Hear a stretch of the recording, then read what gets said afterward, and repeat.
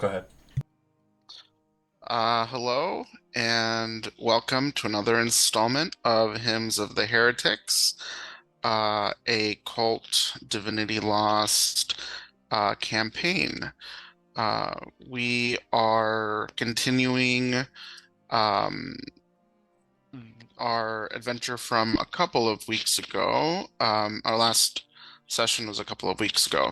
Before we get started, as always, a reminder that Cult Divinity Lost is a game with, some adult themes, and there could be like horror, violence, gore, and other themes that, may be difficult for some folks. So, um, be aware. This is a warning for our players as well as anybody that is watching. Um, so, last time we got together, we experienced a lot of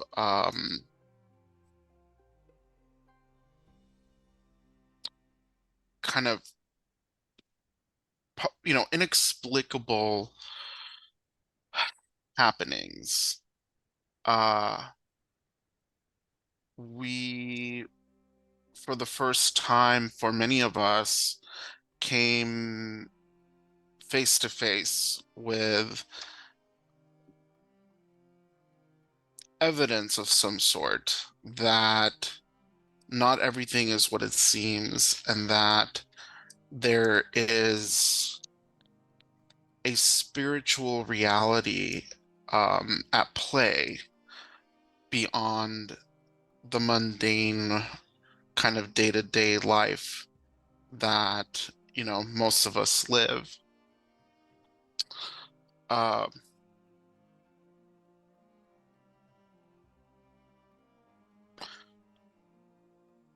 Zach, I don't think we had you last time, Zach. Yeah, we did. It was the one before that, I think. We didn't have that. It was the one before? Okay. Yeah. Yeah, I was here last time. Okay, so last time was Radiant Ethel. Hmm. Super Saiyan Ethel, yeah. Yeah. Yep. Okay.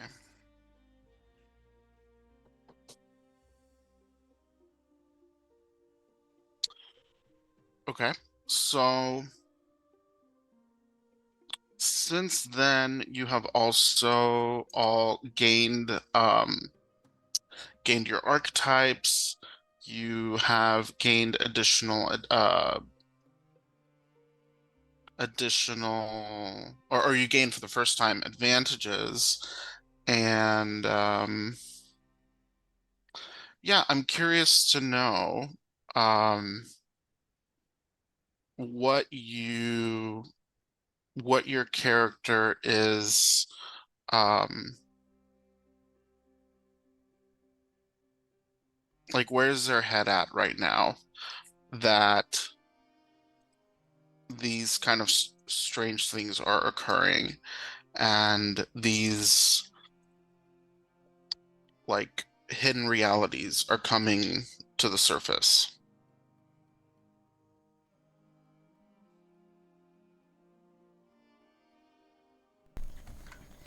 I'm a dreamwalker.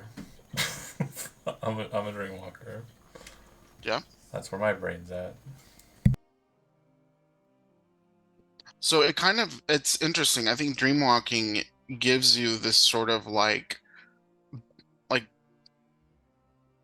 back alley into a lot of detective work, information gathering that you didn't have before. So it's I interesting. I think like uh, I think with James, he's definitely focused on um, how this kind of breaks a lot of what he, you know, understands to be accurate, especially with the way he felt in church. Like, there's a lot that's kind of going on in his head where I'm kind of falling back into the mindset of a believer.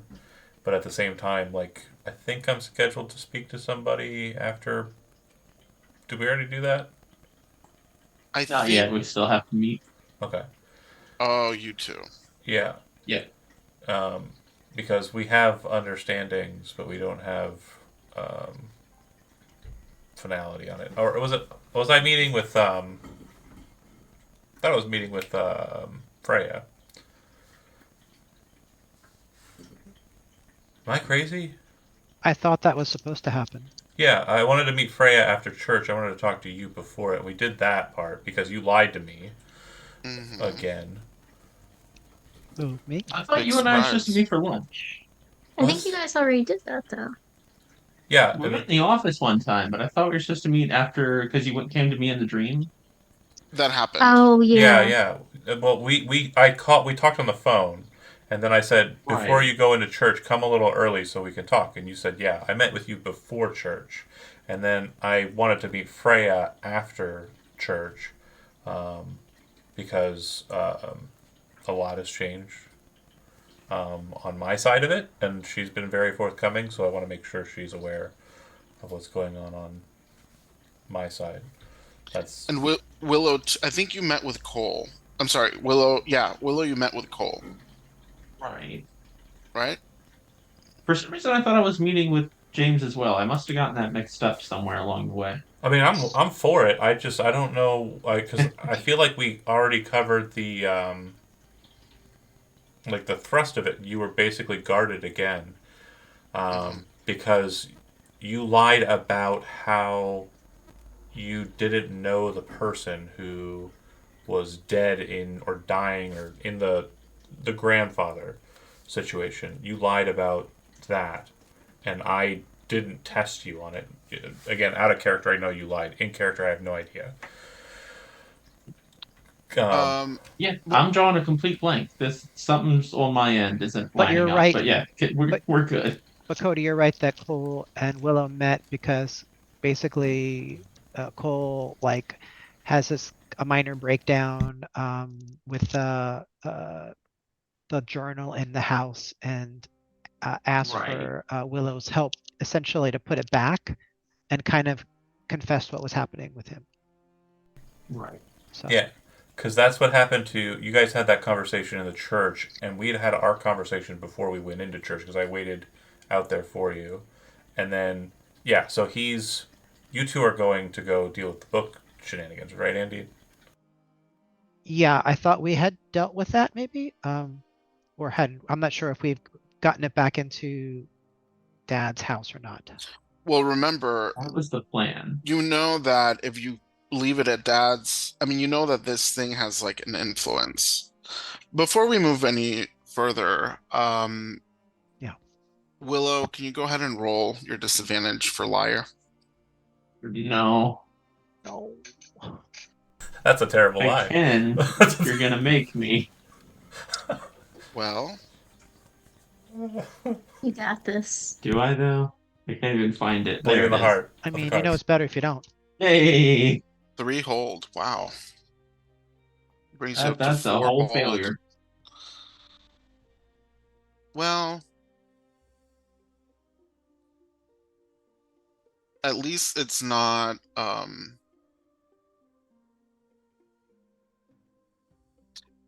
at least it's not like a anatomically related like Like last the game, last yeah, campaign, yeah. so you'll be all right. I want to know, but don't. We'll do it later. Oh, it was just extra arms. Oh yeah, that. Okay, I remember. That's right. Which then we cut them off and ate them, but I don't think I got Extra. that part. yeah, we didn't eat them. Yeah. Wait, yeah, yeah. Worse things have happened to me in this game. Okay. So, yeah, Cole and Willow, you both realize that ultimately it's not just this one journal. There are more journals back at the house. You haven't investigated them since you're coming into awareness. Um,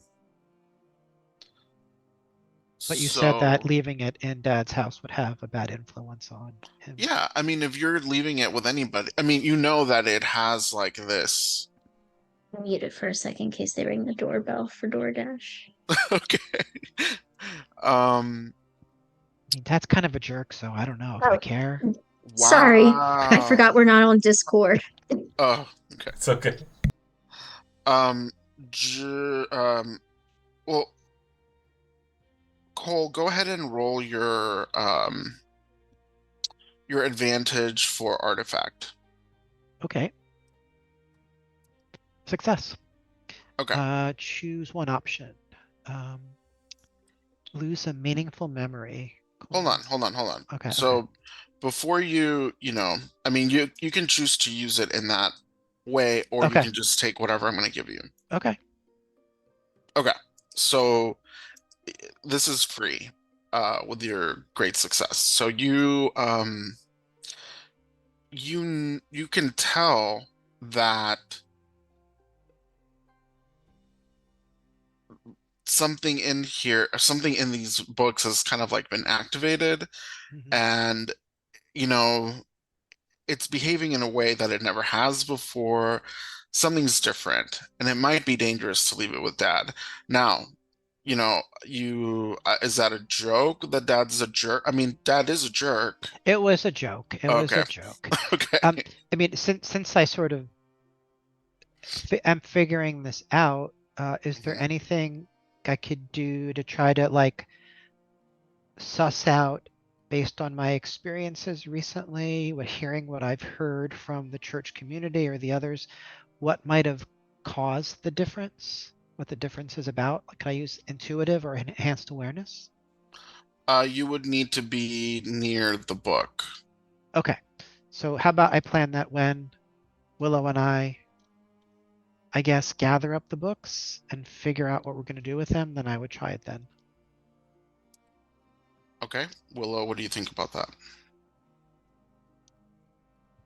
Yeah, I think if we can get to the house, suss out what's going on, keep Jerk Dad safe, and then maybe get them out somewhere. Yeah, so Um, Cole, is it possible to say they're together now? Cole and Willow? as Well, we still yeah, were, we had you just were at the finished Oh, that okay, we church. still would. Okay. conversation. So Cole would say, what about that old shed that Dad no longer uses on the edge of his property? Can we bury it and put it out there? Put it in a I strong think box? so. Would it still be too close to him? Like, does it obey property lines, or is it like Well, it's like a distance thing? right. We'd have to go check the easements. Exactly. Like, because we can't just step over onto the neighbor's property like that. Right. Well, I mean, I was thinking that like Dad's property is pretty big. It's like 100 yards, maybe 50 or so yards away. I doubt it would have much of an Yeah, impact. yeah. It's definitely worth a shot at the very least, just to get it out of the house and away from him. There's also you all live close to I mean, relatively close to Living Waters State Park. That's true. But people go there.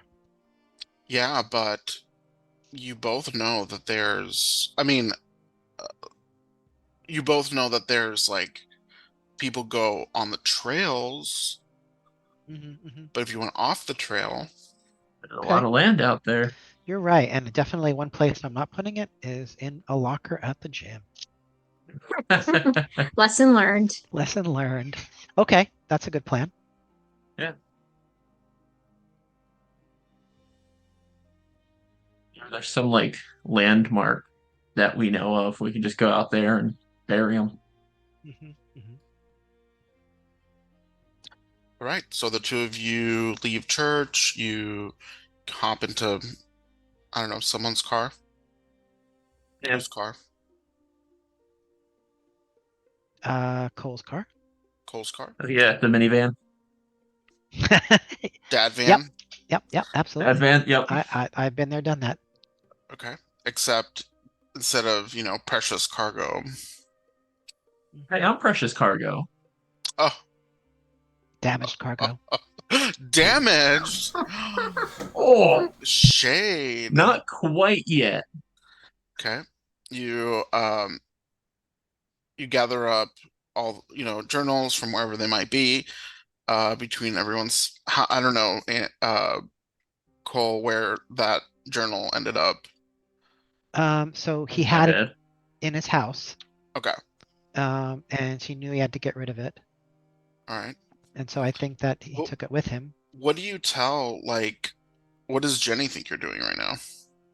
Oh, Jenny thinks that I'm spending time with Willow, which she really approves of because she Mhm. likes the idea of the two of us as family members reuniting, and in a sense we are. Yeah. So you're kind of like It's true, John. prayerfully. It's true. I see that face. So We're we were actually doing supposed to this. have In one a liar. sense, we are. In a sense, we are. Like, and then after excusing it for himself, he went on to like speak down to me because I laughed at that. It's like, no, it's true, it's for real. I'm gonna double down, you know. I was like, I triple down. what did I do? I just giggled. Sorry. All right. So, it's the afternoon. It's like moving into the afternoon. It's hot. There's some people at the park kind of milling about in the the entrance to the park. It's has some patches of like this like deciduous little wooded areas and some kind of like granite structures with brush and cacti. um that if you head into like the more wooded areas, it'll be more like soil that you can dig into. Okay. I want to go like too far away because like if we need them or we want to look at them, maybe we can walk like 20 minutes kind of off the beaten path and throw them down somewhere. Cole is like, I have a terrible sense of direction, Willow. I really need you to pay close attention here. I'm gonna actually write this down. Okay. I mean, I you feel could like even use your your phone to Yeah, okay, drop a pin or something. record, drop pins, do whatever Yeah. you're gonna that's so. Does Cole have a not church phone? Because Willow probably would not. Yeah, he would probably have a not church phone. It might be a Well, okay, hold on. So we have been talking about phones a lot, and Cole has never had a non-church phone. So he might roll act under pressure to roll okay. I your would cool attribute love to. and see if you have a phone, Yeah, okay. Act a under backup. pressure. Act under pressure. Yep. A burner phone. Oh You God. don't have a phone. Don't have a phone. I mean, you have your Okay.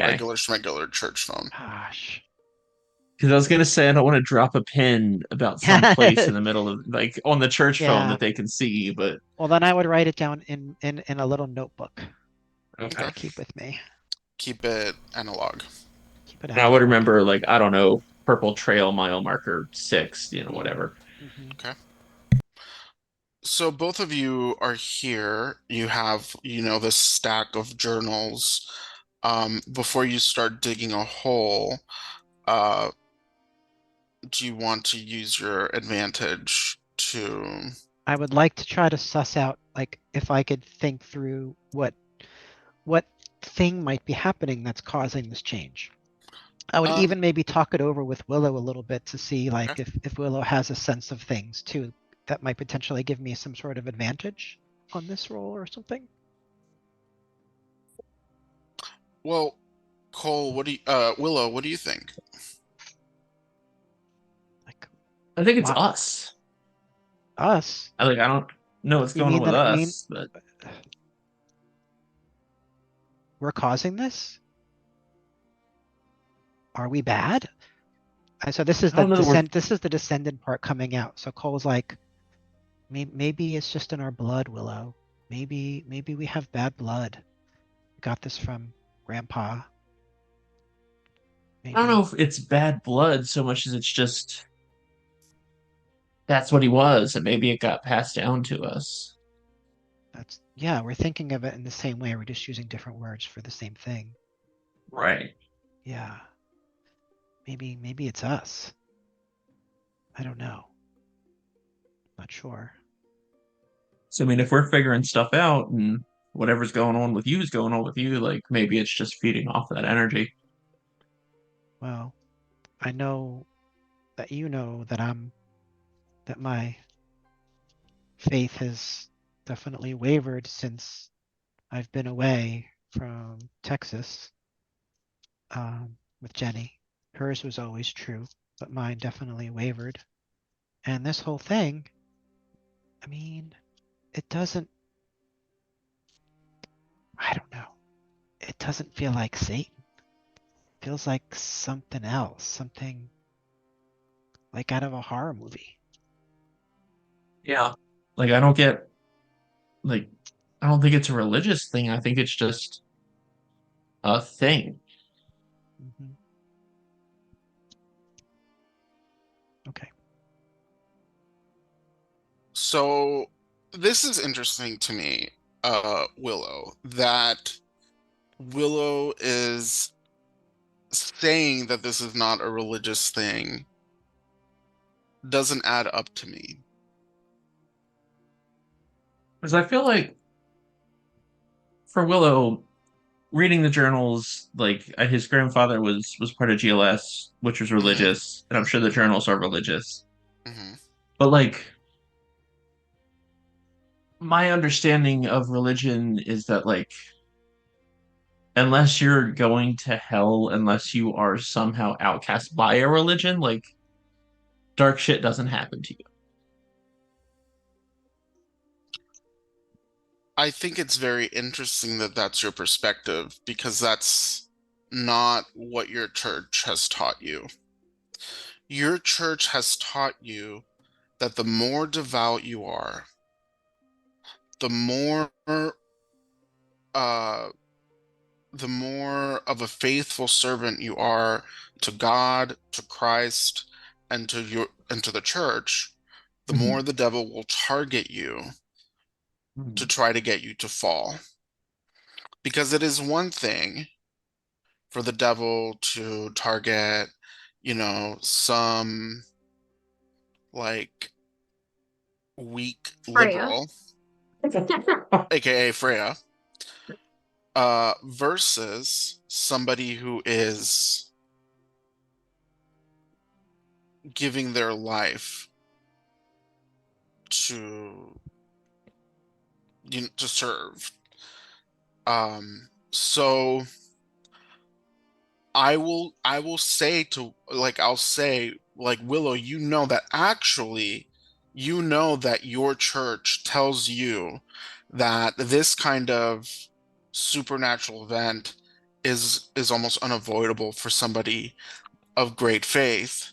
Do you still want to say that to your brother? And No, why? actually now that I think about it, the church tells us, I'll just repeat verbatim, but no, definitely retcon that Okay. of Well, it's can I offer a twist? Maybe the lying isn't the way we thought it was directionally. Maybe they have a different idea on religion that's been kind of put to them by the university, and they've been lying to everybody involved with the church this whole time. Could be, but I think Willow's very, very devout. I think Okay. being shown different ideas is not something that would shake them. Like it would have to be like a S- big thing. So when Cole says that to Willow, I don't know, this doesn't seem like Satan. It seems like out of some horror movie, then Willow would probably respond how? I'd take a hard left towards yeah, it's definitely Satan or some other. I don't know. We don't know about the infernal, but something infernal is is causing this. And then Cole would say to Willow, I wish I had your faith, brother. It's always time to figure things out. Faith looks different to everybody. Just because you're not as faithful or the same kind of faith as me doesn't mean it's too late. I appreciate that. Let's borrow these with- bitches. So with that understanding, Cole, you can roll. I will let you roll your artifact again, but you will have to pay with the memory.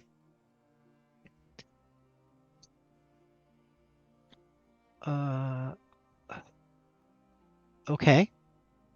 And you can take a +1. So on your situational modifier? yeah, you can take a +1. Okay. Please make me. I want to get this so bad. Partial success. Okay. You can pay by losing a treasured memory. Okay, I'll do that.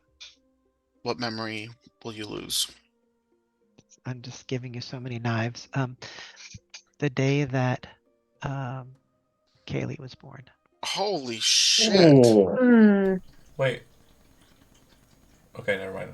The first day. The first day was the last one, because Yeah. I thought the first that was, okay. I mean, you say it's a treasured memory, right? So Yeah. it can't just be like, Yeah. oh, yeah, okay, whatever. Yeah. Perfect. Yeah, the bagel on So, Tuesday, like. Right. So you as a kind of further payment, you are realizing right now that there's holes in your memory. And do you react? Yeah, I guess I get upset about it. As a totally goofy aside, I would say that I wish I forgot the time that Jenny and I first went to Fazoli's, but I'm not gonna say that. I mean, he would start to feel a little bit upset about things. Okay, well, roll to keep it together. Yeah, he would like say to Willow, I am losing it. Keep it together. Keep it together. Keep it together. Where is that? Oh yeah. Partial success. Okay, choose one. Sad. Okay, take 1 stability damage. Okay. Nice. Yeah. That is fair. Yeah, you get little, like, your eyes get damp as you realize that something's happened to your memory, that something's missing, something important. Choose one of the choices from the artifact. Okay.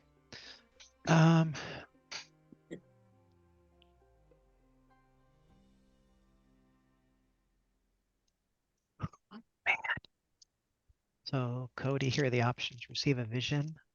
See the true form of creature or location. Call on the entity bound to the artifact. Holy shit. Do we want to have do you want to do that? Man.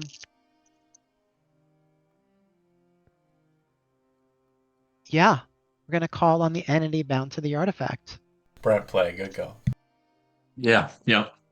Andy, you start, not Andy, Cole, you start choking like you did that night where you felt like The hands. hands around your throat, and you choke out the name of your grandfather almost involuntarily. What? The wind picks up, the journals that you have on the ground, kind of fly open, pages kind of like flipping as they're tossed by, this sudden gust.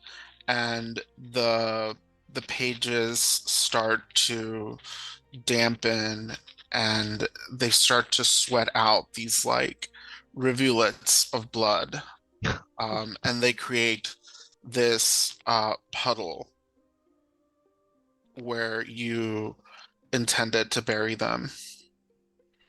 Mhm.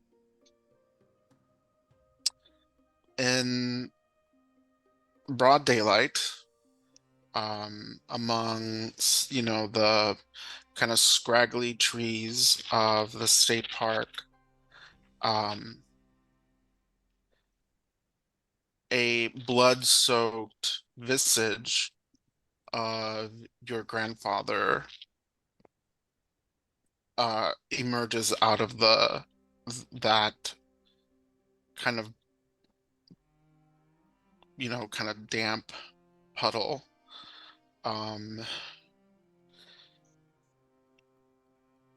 He looks, emaciated. He doesn't just rise out, he like crawls out of it, kind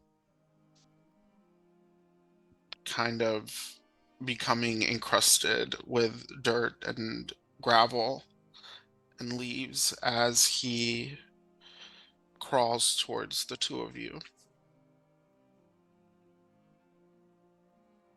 What have you done with my grandfather?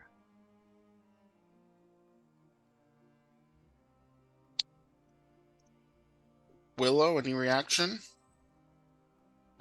Immediate fear. Like grabbing Cole like by the collar, like trying to back away. Is he still choking, by the way? No, it was just a moment as Cole would be resisting. He doesn't want to go. He doesn't want to go back. He wants to Yeah, see I what's happening. figured. Well, Willow, go ahead and roll to keep it together. Yeah. Holy crap! Yeah, I'm very much like, we need to get the hell out of here. Okay, you succeed. You don't flip the fuck out, but you're trying to pull your brother back. Cole, your sibling, is tugging at you, but you resist, and you say, "What have you done to my grandfather, our Mhm. grandfather?" Mhm. Your grandfather spits blood out of his mouth. It just comes gurgling out. Oh, And in, a hoarse, croaking voice, he says, "Your grandfather failed. And your grandfather now burns in the pit of hell for his failure." name yourself, demon.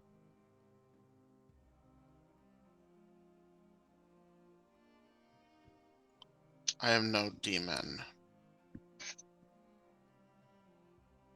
I serve the same God as you.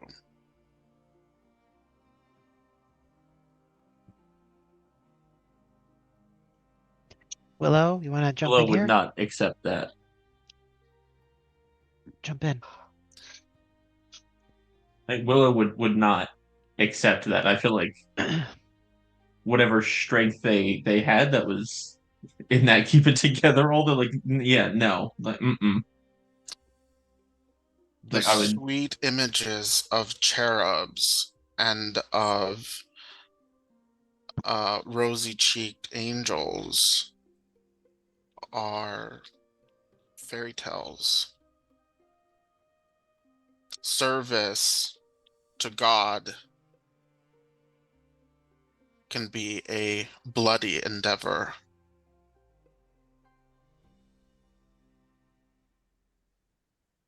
You don't sound much like Jesus.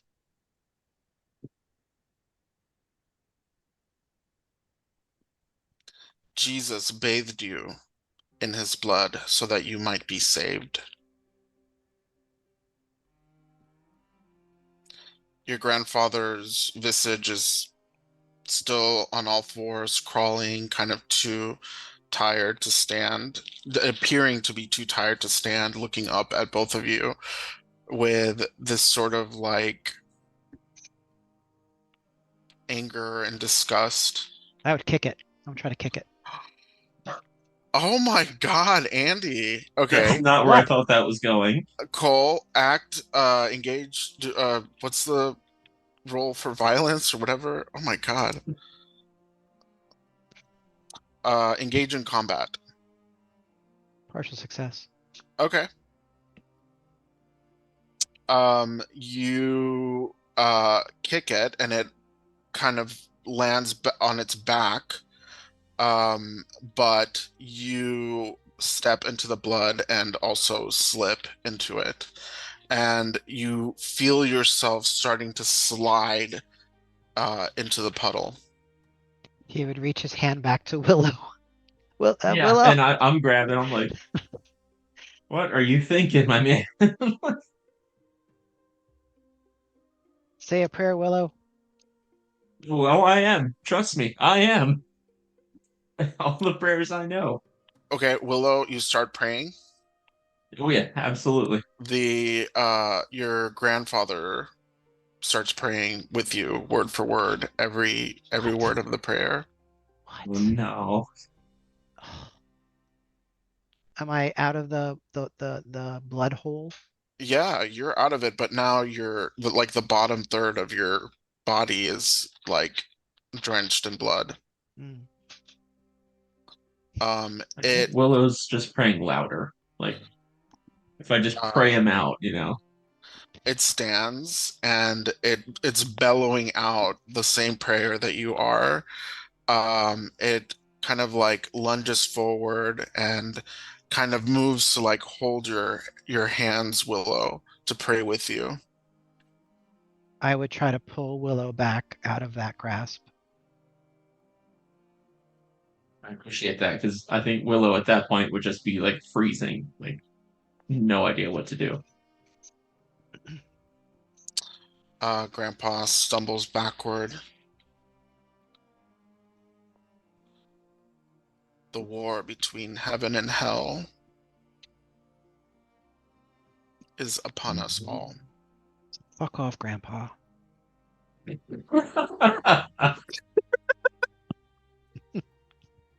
I always knew, Cole, that you would be the weaker one. I hope that Willow will have the strength for the both of you. What did you do with Nana?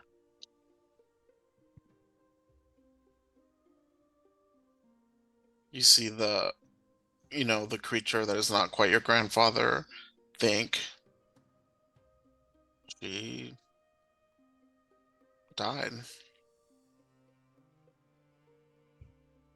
Just like any of you will die. She does not join your grandfather in hell.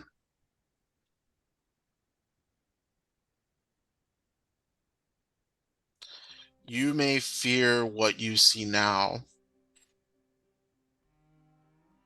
but now that the end of days are upon us, you will likely call upon my aid.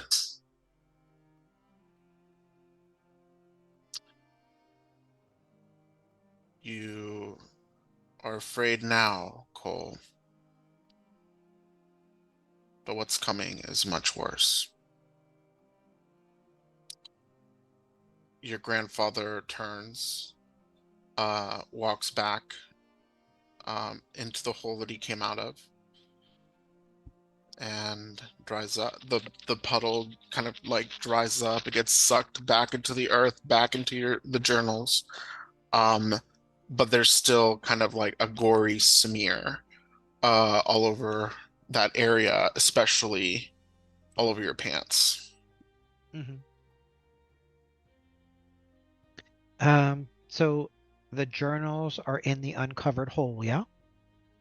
Or I mean, was the it's was the barely hole? even a hole. I mean, it's like, was there a hole there? Do you Well, remember there being a hole there?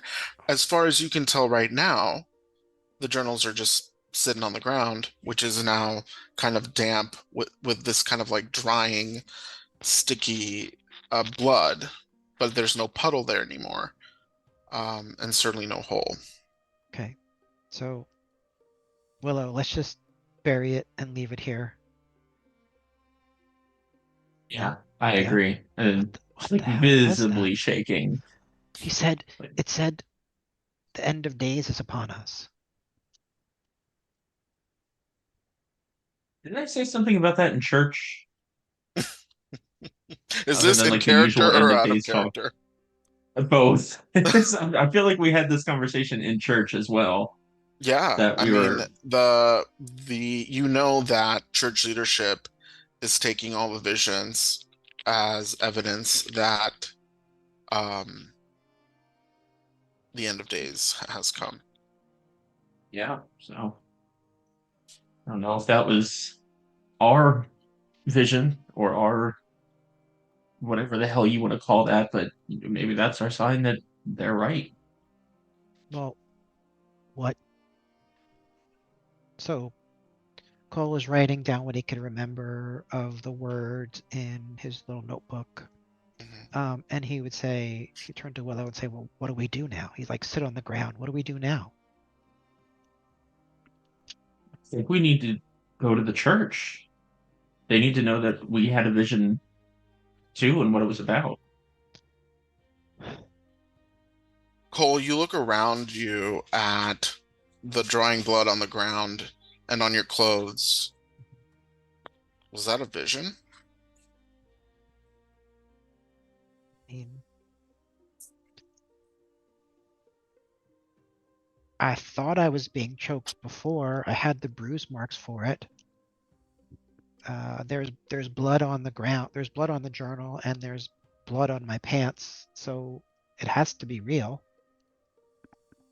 What happened was real.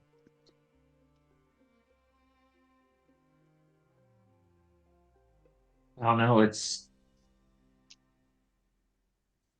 my instinct is to go to the church, but I don't understand what's happening here. And we're not the only ones that have experienced this.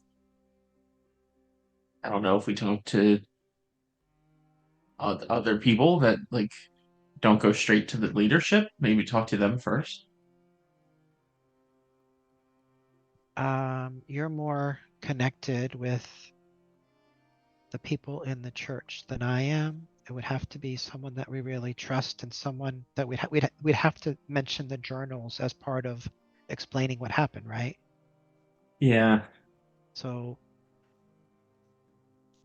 yeah, I don't know. Right now, I think we just need to bury these damn things. Okay. So the two of you get to work. You turn the soil. You bury the books. You bury the journals. I don't know. You had shovels for some reason, or I no? assume we came with maybe some portable You shovels. you stopped at someone's house, so probably grabbed a shovel or two. Okay. Yeah. And are you gonna change out of your bloody clothes before going to the church or back home to Jenny? For sure. He would like strip off the Ooh, pants those undies. and throw them in like an old shopping bag, and that's in the back of his car. And yeah, he'd go in his skivvies and ask You Cole to better burn stop. those. He's yeah, Why would Yeah. you burn them? because Because I would love for Jenny to find those and she'd be like, "What were you doing?" I was like, "Oh, I was just hanging out with Willow I'm gonna give the and I bag just to got you, all Willow. bloody and covered in Willow, dirt." And like, that's normal. why don't you take it with you? Well, why would you lie to Jenny? I mean, we know that Willow loves lying, but Cole, I don't want to lie to. So in some ways, this is like an opportunity for Cole to like he's seeing. Yeah, okay, so we'll we need the help of the church basically, and he's worried about who to tell first. Maybe Jenny's the first person to tell. okay. So packing up the so there's packing up the dad van, throw your pants in a trash bag, put them in the back. You're in your underwear, driving your dad van with your sibling in the passenger seat. Sounds right. Now we go to our dear friends, James and Freya. The two of you needed to talk, right? Yeah, it was Mhm. scheduled before the dream thing, though. Do you recall? I I mean, I can't know recall much, I'll be honest. because you got together and you talked, right? Well, no. So the day before church Mhm. was the day that Freya went into the The university library. library and Mhm. got the information, and so Mhm. that's why we're meeting. That's why we're meeting Okay. somewhere kind of outside of town because she's got she's got the stuff So prior to church, so prior to church, after church. after church. Well, that would have been, yeah, that would have been after the dreaming as well. Yeah, well, yeah, but no. We scheduled it on Saturday. I dreamed on Right, Saturday, right. and so Sunday is I've church. yeah I've got new information to bring to the Got table. it. She was the reason we were meeting in the first place because she got the um, all the info she got. Okay. So, the both of you are kind of like, you know, are you shooting furtive glances at church? Are you like pretending you don't even fucking know each other? What's the how does it what does it look like as you survive church and then get the fuck out? James is no different than he would have been any other week. Okay. Arya is, so I think we said she was sitting like towards the front this time. Oh yeah. So she's just like bouncing her leg a lot. She's really restless, but that's not considered abnormal for her. But she's definitely like just kind of really anxious and on edge. Oh yeah, and you were kind of like hanging with the Marsha crew. Yeah, so that's just going to add to that anxiety. Yeah. Shamala Hamala. Shamala I Hamala. I almost Shyamalan. I almost Shyamalan. Okay. So, you both survive it. As, I'm sure Marsha and at this point I feel like like Josh is becoming more and more of like an appendage to Marsha and Ethel.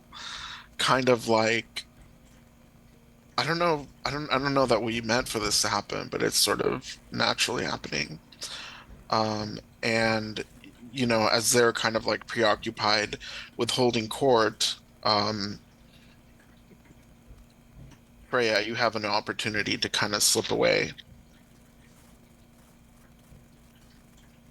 So she would use that opportunity to go to James and just, kind of again being nervous, being on edge, like tapping her foot, looking like she's ready to like run at any moment. She's like, "You good?" Like, So yeah, I think at that point I'm going to kind of directionally kind of pay attention to the church, like exterior, the landscape, the people that are present, and then casually kind of just like gesture towards my normal walking path.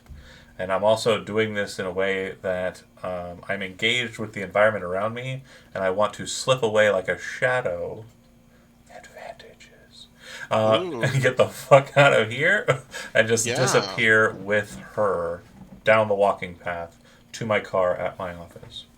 Roll your advantage. Hell yeah. Oh, a beautiful complete success. So all of the usual suspects, I mean, at this point, Willow and Cole are preoccupied with their problematic ancestry. Marcia and Ethel and Josh are, distracting everybody, talking about, you know, the Shamlas and Hamlas, and you you two are able to just kind of like slip out unnoticed. And I leave it open for her to discuss whatever she wants to on the walk. But James definitely kind of has this air of it's not like paranoia. It's kind of like a strange distancing that he will do during the walk, where it looks like he's very much engaged with the environment more than he is with anything Freya will kind of put forward.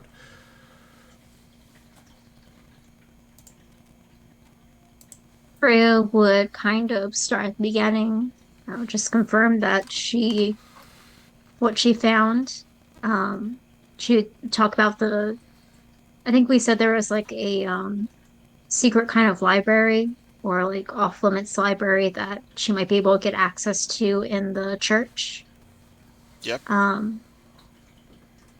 So she would start by like divulging that and kind of just like spilling out information, spilling out this plan of, you know, I just got to get closer. And I think I can get to it. I think I just need to just try to be what they want me to be just to get answers. Go ahead and roll your obsession disadvantage. Partial success. Okay, not bad. I will add a hold. You're up to 4 now. How many do I have? You are at 0. I'm sorry, I'm really good at rolling dice, folks. Anywho, GM dice. yeah, now you know it's on the other side of the screen. I'm not lying or fibbing. But once we get to the car, again, he's just allowing her to go and speak to it. He opens up his car door, reaches in, or gets inside, reaches across the way, and kind of opens the passenger side door. And then once she gets into the car, he looks over at her and says, "We definitely need to get access to that information. But I think I might have come along a way of doing it that might not involve us having to talk to anyone." She looks interested at this and kind of just like raises an eyebrow, waiting for him to continue. Last night I had a dream, and if you read the paper and you remember what Mario said, he was out on a field of pits, and in each pit was an eye. You remember that? Yeah, he was talking crazy. I don't think it was crazy. And I know you're probably going to be confused by this. I 100% know where you're going to be coming from. But I want to tell you something, and I need you to know it's true, so I will prove it to you before we move forward with it. Last night I had a dream. I was in the same place. I looked into the eyes, and I could tell the eyes were familiar. I recognized them. Something about them was familiar to me. Like I could look down into any pit I wanted and think about someone, and the person that would be looking up at me would be the person I was thinking about most. At first I thought I should think about you. See what this means, because we're both involved in this. But then I thought about it a little bit more. Or maybe it was just dream logic. And I thought about Willow. Willow's probably one of the more devout people in our church. But at the same time, there's something about them that just feels false. It's like they can't be both, right? They can't be both a devout person and a liar, because in the lying it would be contrary. So this hypocrisy, this strikes at the root of what we're talking about here, right? It strikes at the root of the church. And so I thought about Willow, and I started having a dream. And I kind of go through the details of the dream. I remember most of them, but I remember the middle part was pretty graphic. And at the end of the dream, I could speak to Willow. and I told them to call me in the morning when they first woke up. Now, that's not something that you would think dreaming about would be actionable, but first thing in the morning, waking up to a phone call from Willow. So either I precognitively knew that Willow was going to call, or I told Willow to call. I told them I'd speak with them at church in the morning. I did. They confirmed they had the same dream. They weren't very forward with a little bit of the details of the information, especially that middle part I mentioned. And I feel like I could peer into people's minds in this way. I feel like I could learn more about the dream state or mind of the council with this. And I know I sound crazy to you. I get it. I get it. I want to go over everything in detail just like we planned. We're going to go to lunch. Don't think I'm a crazy person.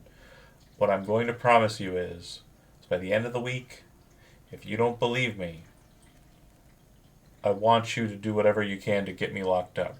Okay?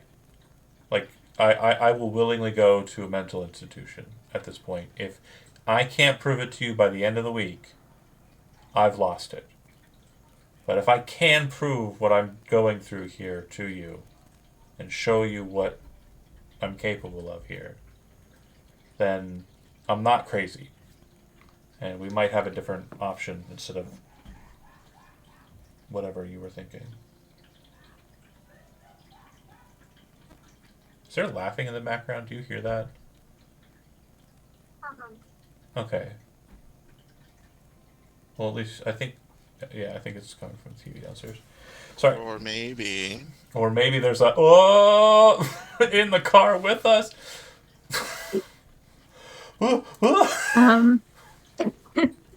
So with all the just kind of craziness lately that Freya's dealt with, she's not going to dismiss him right away. There's going to be this sinking feeling that this is another piece of a puzzle that she's trying to unravel. But at the same time, she just can't comprehend what any of this means. She just looks at him like he's got two heads and just kind of shakes her head and sighs and is just like, what does this mean? With everything else, what does any of this mean? What I think is important here is that reluctance of Willow to tell me about that person. There was a very strong familial connection to that person in the locker room. It was like they were like this was an important person to them, right?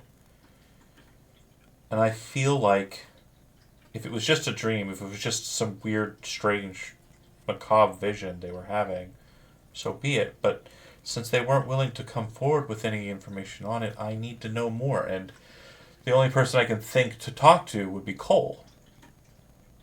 Or their dad, but he's kind of a hermit nowadays, isn't he? She would just shrug. She's like, I have no idea. If you really think that that's the best way to go about things, we can try, but I might still keep trying on my end too. Just this seems like a big leap to make based on one dream. I agree. What's your plan?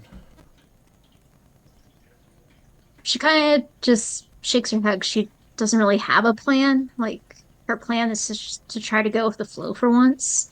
And she says that she's like, I'm just gonna try to integrate. And she kind of laughs a little bit, like, isn't that crazy, Freya, the black sheep integrating into the church finally? It's something finally got to her. It's a strong play, to be sure. I mean, is it legitimate, or is it just to try and find an opening for what you're looking for? Now she glares a little bit because she thought that James would know her better than that. It's an opening. He kind of looks at you and he says, I don't know what Marsha's been telling you. Okay, she has a lot of friends and is apparently very convincing. That new muscular guy seems to be fond of her, at least based on this morning. So I don't know. Okay, look, crazier things have happened this week. All right, I mean, we can agree about that, right? Maybe, but still, you should know better. I mean, okay, fair enough. I mean, obviously it was a long shot. Shrugs. You do what you got to do. Just don't do anything too brash, because I don't know. I don't know who to trust here. And one of the things I think that is most telling about that dream, even if it is just a one hour, that just a random dream, the feeling I got was that in that moment I was seeing something about a person that I felt was like revealing, and that they would be honest with me if I were able to come to them on that term, on that level. And I know they weren't lying when they said they believed me, but I knew they were lying about the details.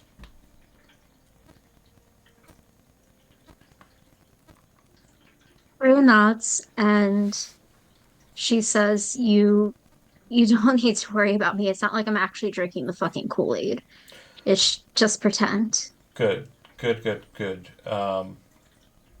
And he's kind of like at that point he kind of very much focuses on the driving part. Um, and then once we get to, I assume the lunch is just more the actual physical like evidence, right? It's just a Yeah. synopsis of the above.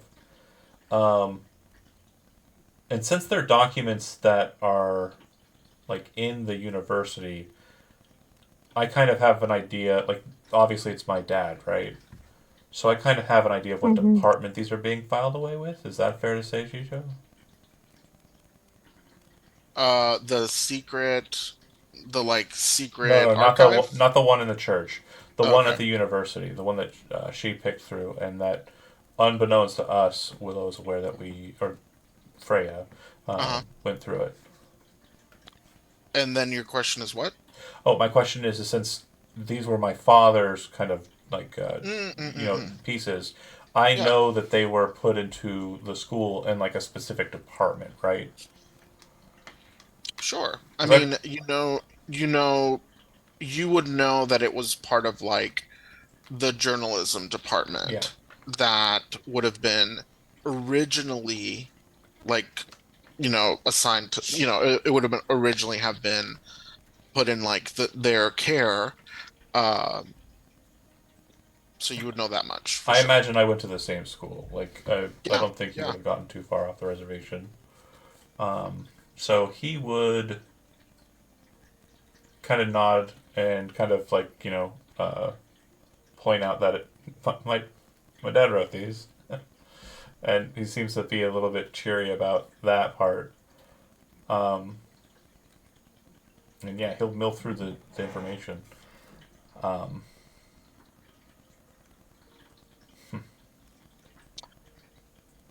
There's an interesting theme, for those of us with a bird's eye view, right, of like ancestry and the roles that our ancestors played in the formation of the church, or at least the formation of it as it exists today. So that's interesting.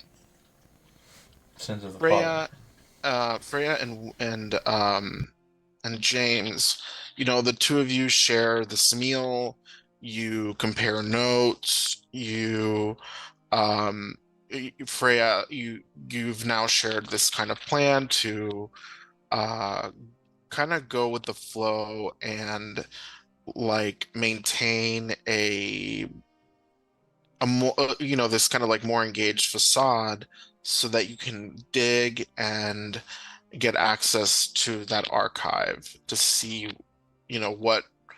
what is really going on behind the scenes. um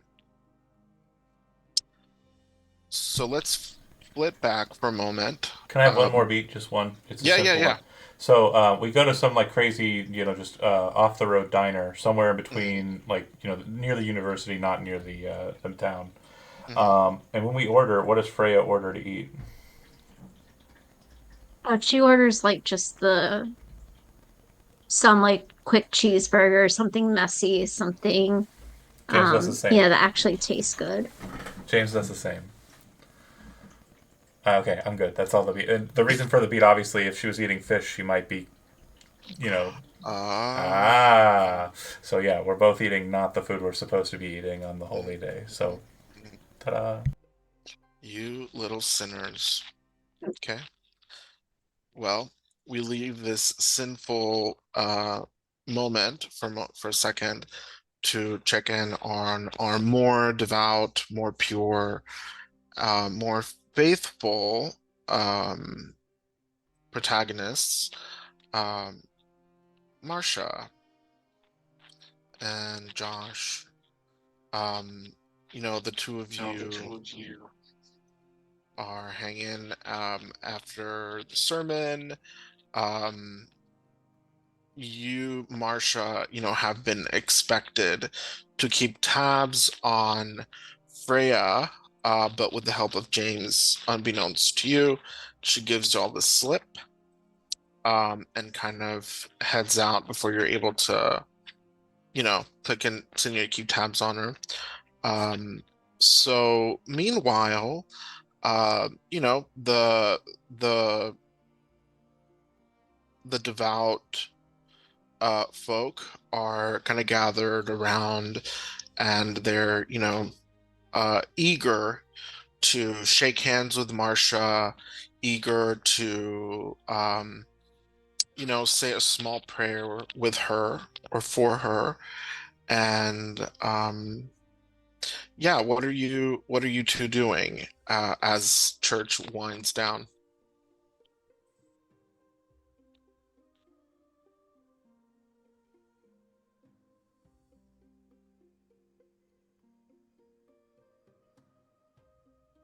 I have to say, I don't think Marshall wants to go home. Okay. I think she's afraid to be alone after what happened, honestly. Yeah. So she's probably looking for an excuse to stick around. Um, Yeah. or see if Nayeli needs help with anything or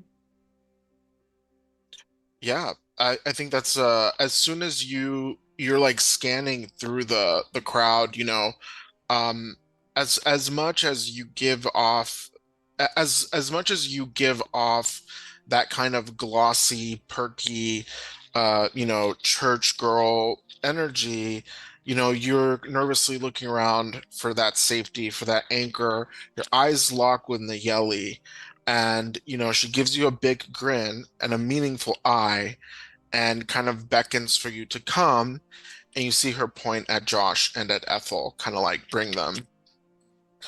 And she kind of like moves back to or forward towards towards the front part of the church, where the sermon, or like near the pulpit, like right below it, so that she can talk to you and to Ethel and Josh. Ethel, grabs onto Josh's arm for an escort. I'll lead her that way. Marcia, Ethel, and uh, I don't believe we've ever, formally met. Uh, she gives you a sort of a little head nod, Josh, but does not like extend a hand to shake. Um, you know that the more conservative women in the church usually won't shake hands with men. Oh yeah, Uh, we're not allowed to touch women. right. So, um, I'm sorry, we haven't been introduced. I imagine he kind of like tips his hat towards her and Josh Grant, ma'am. Oh, lovely to meet you. I'm Nayeli. I'm married to one of our ministers here. Um, well, Marcia and Ethel, y'all have had a really rough, rough week. I'm so glad that we're blessed to have both of you here today. The two of you bring so much um, devotion and spirit, and it brings me a lot of joy to see both of you here to be examples to the women of the congregation. How are you feeling, Marcia? Oh, and I'm feeling physically, better, but Miley, I'm is it safe? Like I'm kind of nervous about going home tonight and you know, You um you survived an attack from the devil himself, and that is rightly frightening. Um, our faith united does make us strong, and it does protect us. I have, we have at the house a couple of guest rooms. Um, we're getting together later today for the women's book club. You and Ethel are welcome. Um, Joshua. Wait, did you say Josh or Joshua in character? I said Josh, but Okay. I probably should have said Joshua. No, I think it's very in character for Josh to say Josh. So, Nayeli would use Josh. Well, in that case, Josh, I know that, you typically escort Ethel, so you're welcome to Oh, I'm happy to drop her off and wait outside, ma'am. I wouldn't want to make your meeting uncomfortable with my presence. Oh no, you certainly no, you wouldn't come to the meeting. Of course not. But my husband is there, I'm sure, he can entertain you, or you can wait in one of our many, in the waiting area, Of course, or if he's got chores to help out with around the house, I'd be happy to do so while I'm visiting, ma'am. oh, aren't you polite? Ah, wow, Melvin will just love you. Perfect. Um, so Marcia, and this goes for you, Ethel, and for you, Josh, as well. It's really important for me, not just for me. I mean, it is for me, but also for all of the members of our council, that a particular parishioner be brought back into the fold.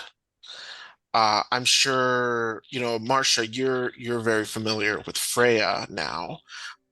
She is a delightful, uh, um, beautiful young woman who you've seen. She, doesn't um, always dress appropriately for church.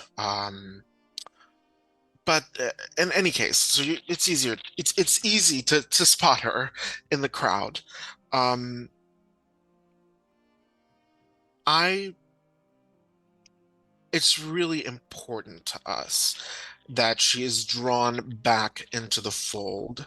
So I would love if, between the three of you, um, you could encourage her to come either, well, definitely to Women's Book Club.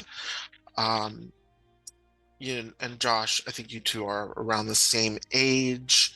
Um, I mean, who's to say you wouldn't make, a lovely Christian couple.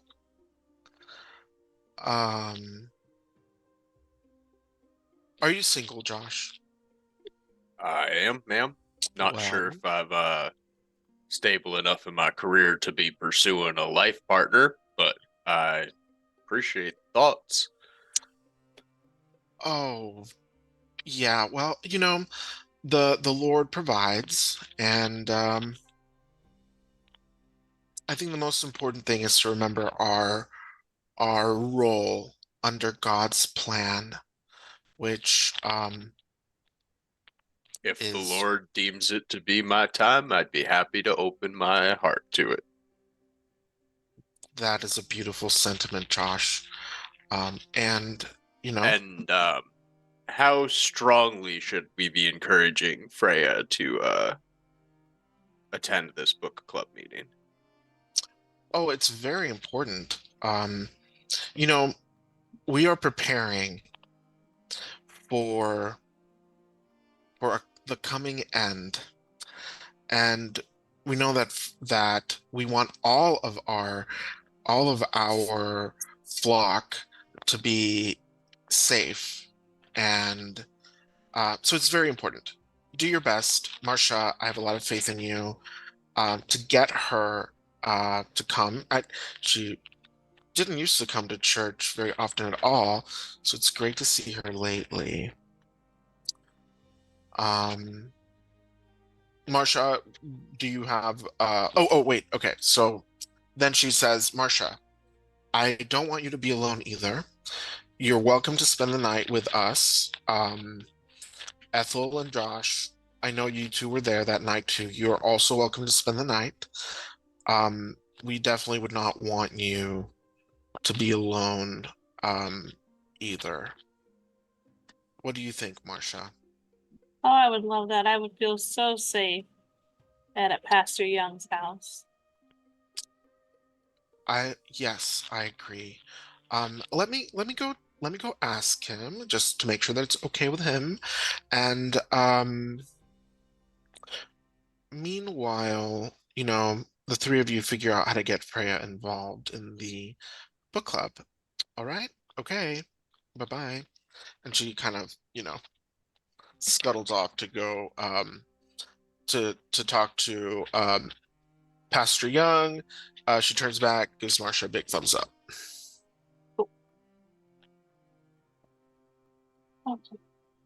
So I guess I'll just give Freya a call and see how it goes. Are you making that call right now? Yeah. Okay.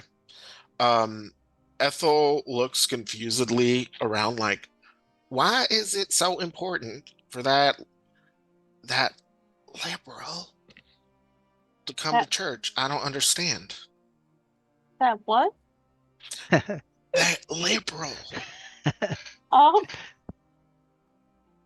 I don't know, but Young's definitely want her there, and she must be Um, something special. I'm gonna be real honest with you, Ethel. I don't understand a whole lot of what comes down from the council.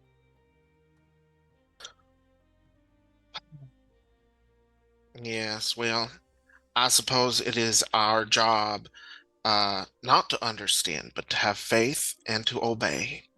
We don't question. Was her family here today? She's Yeah, let's say her parents, oh, wait. Yeah, let me think about that. Because Freya, you don't have a good relationship with your parents. Or do you, no, you have Mm-mm. like an okay relationship on the It's like, surface. yeah, it's okay. Like she does what they want her to do, but she's Okay. always kind of groaning about it. Okay. So we'll say that they were here and that, it's like you gave them a hug or whatever on your as you came in and like they're like, "Oh, great to see you. So glad you came." And then, you know, they didn't see you skulk out. But to answer your question, then Marcia, yes, her parents were here. Okay. They might still be here. Do you want to harass them? Yes, I do. She Okay. sounds way too excited. Okay. Let me see. What did we name your parents, Freya? Oh gosh, I don't even remember. Do I got it written down somewhere. Hold on. I may or may not have it written I down. have it. I do not have it written down. I feel like there would be this like agreement though that her parents wouldn't approach her first. She would have to be the one to approach them, and like she would say, my only condition for going to church is that we don't interact. But today she would have approached them because she's trying to look better. She's trying to look like she's being a dutiful daughter. Okay. So I think they have that kind of agreement. That's why she doesn't interact with them a lot. Got it. Okay. So Freya, your parents' names are Dale and Marlinda. Okay. So Dale and Marlinda are your typical you know, middle-aged Texan couple. Mom dyed blonde, kind of like that kind of helmety Texan church lady hair. Um, Dad, big belt buckle, um, very kind of like fine jeans at church, boots, cowboy hat. I'm so sorry for you. Those are your parents. I mean, there's a reason she's like this. You see Marcia, you see Dale and Marlinda kind of like, chit-chatting with some other parishioner. Okay. I would ask first, to oh Josh, I forgot your her name that's with us. Ethel? Ethel? Yeah. Ethel. Oh, she only saved your life. I know. Ethel, do you know that couple over there? Oh, I surely do. That's young Dale and Marlinda. They've been coming to this church since I was a young woman. And their father and their I'm sorry, Marlinda, the beautiful blonde woman. Her parents are Marvin and Kathy Miller. I'm sorry, Marvin and Kathy Kay. They they have been part of the church also their whole lives. They're an old church family. Would they happen to be related to Freya? I saw her interact with them earlier. Oh, that's Freya's parents, Dale and Marlinda. Do you mind introducing me Oh, to? I do not mind at all. That is so smart of you, Marcia. Come on, Josh. Let's go talk to Dale and Marlinda. Happy to. Happy to. I don't know this. Oh my god. Ah, Josh just Um, this vicious. character.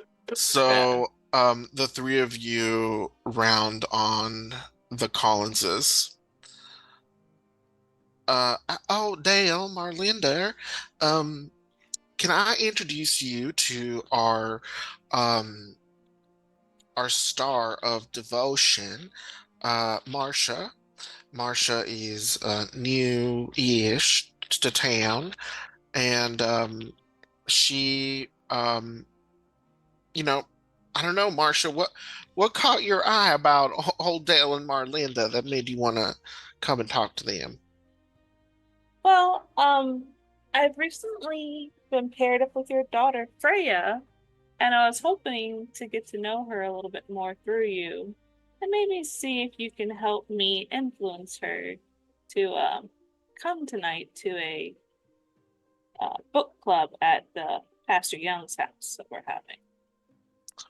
Oh, bless your heart. That being paired with Freya, I, you know, I'm sure it's not easy.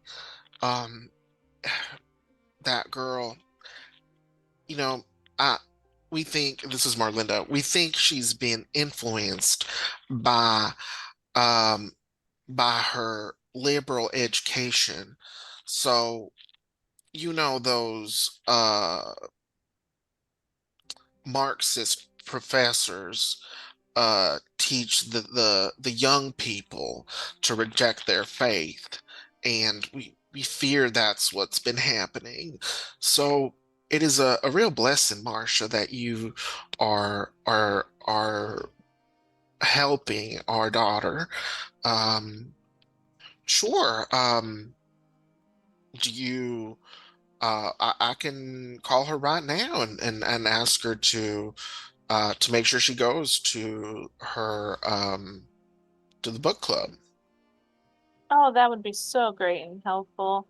I really hope, I get the chance to uh become friends with her. But You know, sometimes with the way she dresses, she may not look it, but she's a good girl on the inside. I see that as well. So, let me give her a call right now. Uh, Freya, you probably have like a mouthful of burger, and your phone starts ringing. And to your great displeasure, it's your mom. You gonna get it? She just like swallows way too large of a bite, starts choking, coughing a little bit. She knows something might be up because it's strange for her mom to call her right after church. Like that usually doesn't happen. So she just kind of like pounds on her chest a little, tries to get her air back, and she's like, "Hello, mom." Oh, Freya, my my sweetheart. We are just getting out of church, you know how we like to stay and chit chat. And um we heard that there is a women's book club that's meeting later today. Your dad and I agree that it would be a great opportunity for you to get to know the other women at church. Um, your new friend Marsha will probably be there. And I know that Nayeli Young, who is married to one of the councils, she'll be leading. Um, so we really think you should go. The name of Marcia, she just, at the mention of it, she twitches a little bit. She just has this involuntary reaction. Okay. She totally forgot about the book club, even though it was mentioned briefly to her, and she's just like internally just saying like shit, and trying to come up with a good response on the fly. She's like, "Oh, um, I've been meaning to try to find a way to maybe try a little bit of the church out. It's I'm just starting to see maybe there's could be something here for me. I'm not sure what, but yeah, I can go for a meeting or two."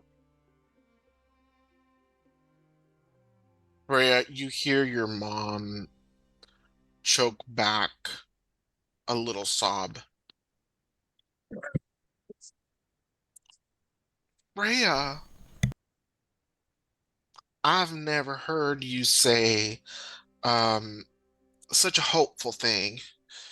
It it brightens my spirit to hear you so willing to give um, to come into our beloved church a chance. And like the pastor said, we are moving into uncertain times. it's scary to think of in times and all that, but you make me really happy when you tell me that you're willing to return to the faith that has made our family what it is. All right, sweetheart. Well, lots of love from Dad. Marsha and Josh, you see the dad just kind of standing there with this like leaden stare out into space. He sends his heart, his hugs and kisses, and we'll talk to you later. All right? Yeah, and just to be clear, I'm not saying this is going to work out. It just, maybe I'll go for a meeting or two. I don't want you to get your hopes up too high. Sure thing, Freya. We won't. Click. How was that? From across the table. I feel like she's got me getting some looks. Yeah, I was probably choking back laughter the whole phone call. Well, I mean, Freya, it seems like you have a way in. You know? I think she'd quickly convey that to oh my gosh, is his name James? I'm James, yeah. blanking. Yeah. I think the reply would Um, be, and you said you weren't getting that invested. Sounds a little bit like you're going to book clubs with Pastor Young and all this. uh, she just wrinkles her nose. She's like, I guess so. She just seems really disgusted by what she just had to agree to. he kind of face goes away from the smiling. He kind of focuses up a bit and he says, keep in mind what you're doing it for. If the information you feel on the other side is worth it, then keep it up. Otherwise, don't put yourself through it, okay? I've had to put up with it for quite a long time and fake a lot of things, as you're aware. So, I understand how much it can pain somebody to do it and how much it hurts and just kills you on the inside. Don't want to see you have to go through that, okay? Just got off guard a little bit. She wasn't expecting such a kind of vulnerable response. She just nods and just kind of sighs and asks, so I get a ride to book club? I'll drop you off somewhere nearby. Probably best they don't see me with you. Right, right. Yeah, they already gave me glances due to my reporting this last week, so keep you untarnished.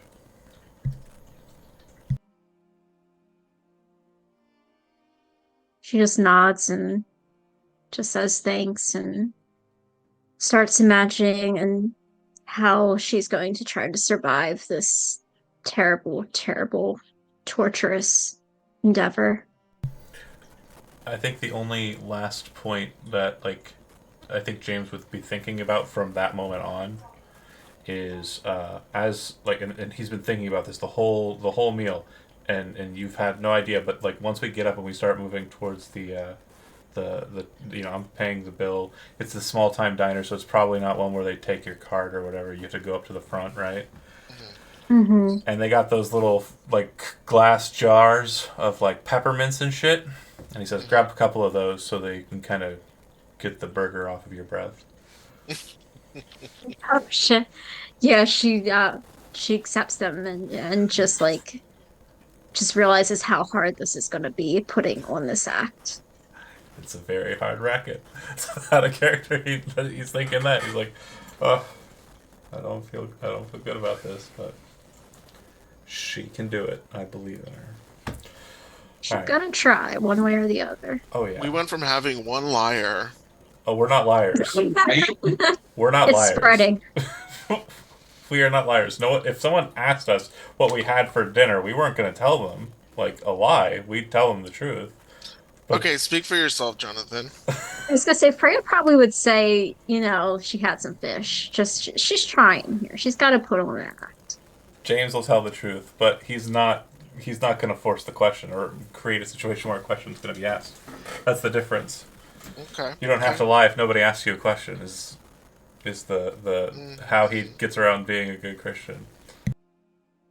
Interesting. Okay. Marsha, you see Marlinda looking shell-shocked, like incredulous. I won't even make you roll for this. Like, both Josh and Marsha can see that usually with Freya, anything church related is a tug of war. It's pulling teeth. And seeing Freya just go, yeah, okay, fine, whatever, is like really catching Marlinda off guard. Dad, Dale, is just kind of arms crossed, staring into space, kind of nodding a little bit, but mostly impassive. Well, she should be there. Oh, wonderful. Well, I thank you, for assisting me getting her to come to book club. We've just begun getting to know each other and haven't had a chance to really chat. So, if I reached out and called her, there's a good chance she might have turned me down. You are a good judge of character, Marsha. You're absolutely right. Very, very smart. Well, I gotta get home and start on laundry and dinner. So, we'll get out of y'all's hair and y'all have a good Sunday. Thank you, you too.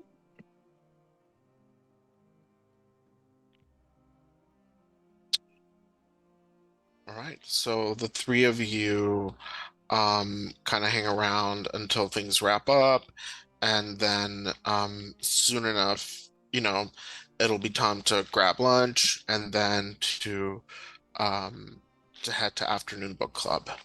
Before we get into that, are we okay to take a little break? Yeah. All right, perfect. I'll see you all back in about 5. All right.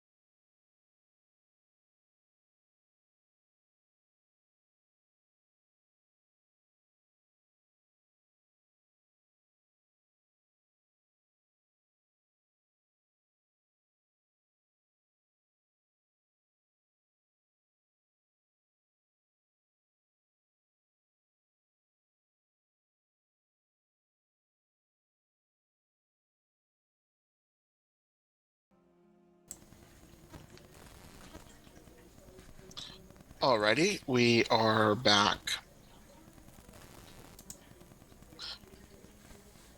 So, Marsha, Freya, Josh, and Ethel are due to kind of go and hang with Miss Nayeli Young back at the Young home. Let's change this music. And meanwhile,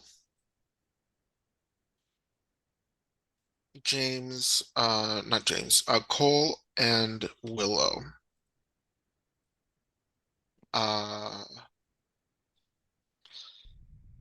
Two siblings in a van with a bunch of bloody journals. No, you got rid of your bloody journals. With a bag with bloody pants. What are you doing next?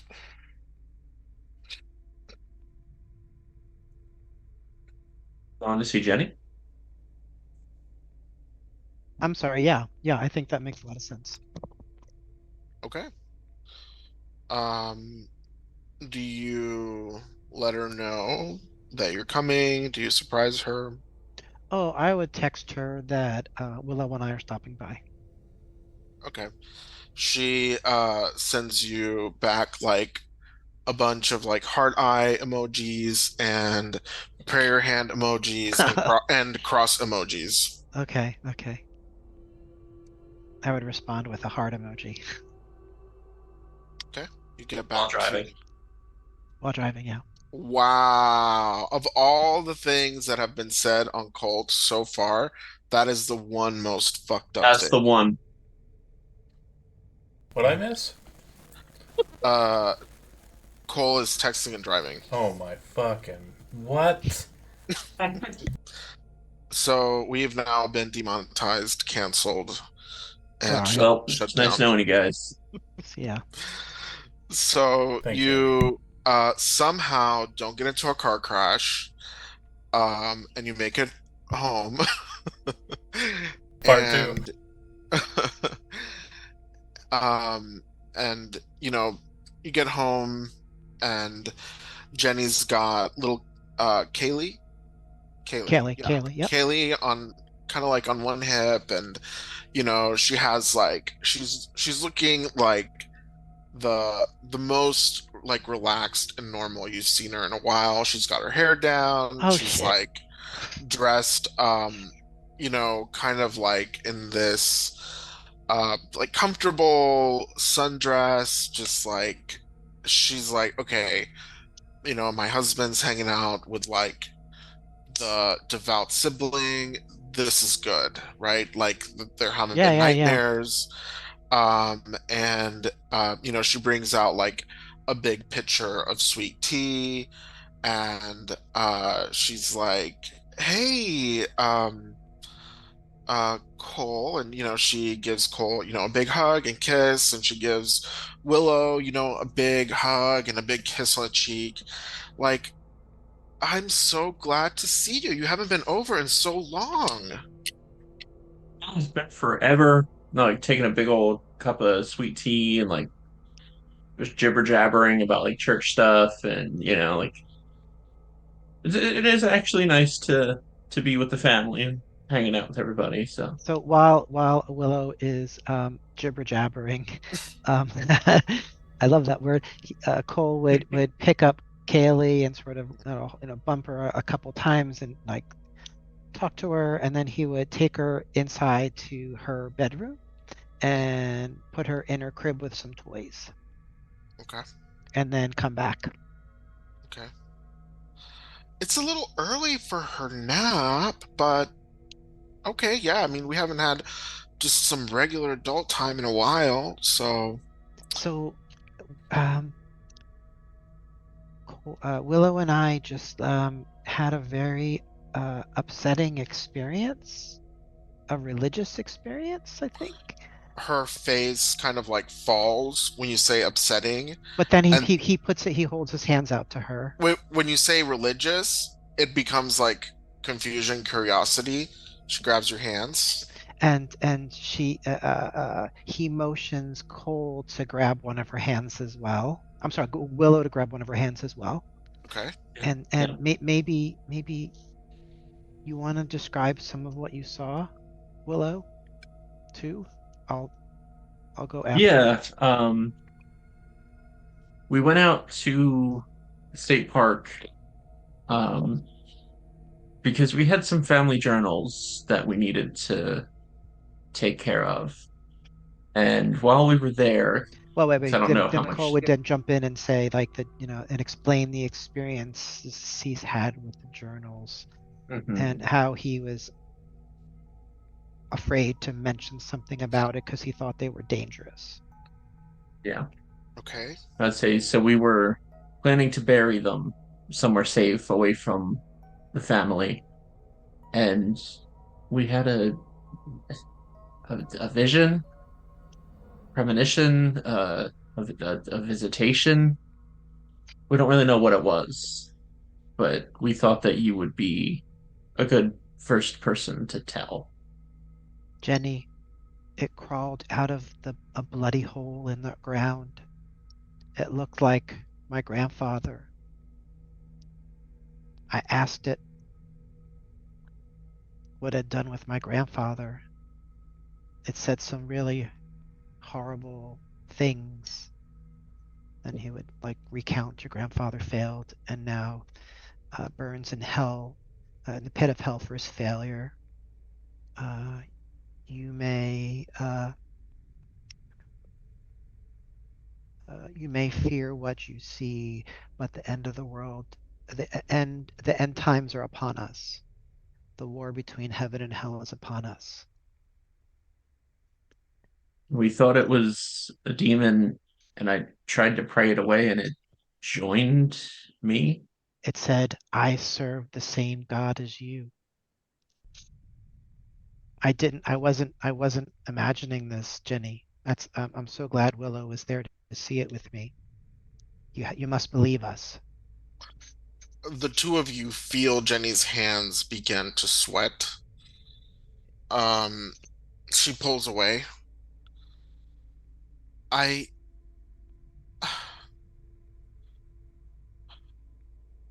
what you're saying sounds like a psychotic break. But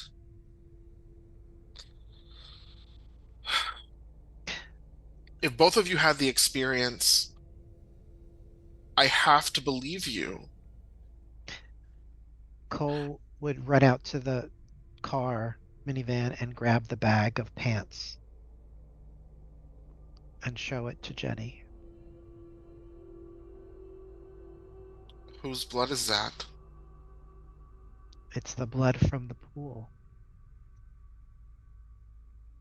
Look at us. We're not hurt.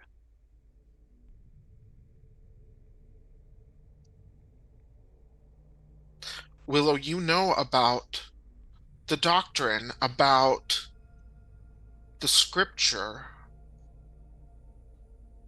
What does this mean? I don't. This is very frightening.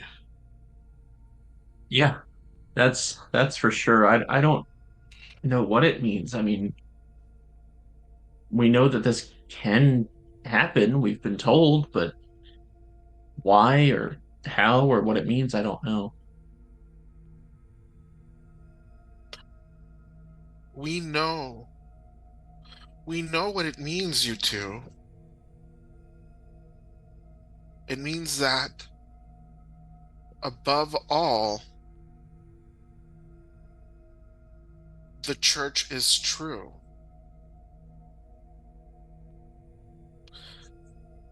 The church has always taught us that the material was mostly meaningless, and that The real war was one of powers and principalities, a spiritual war.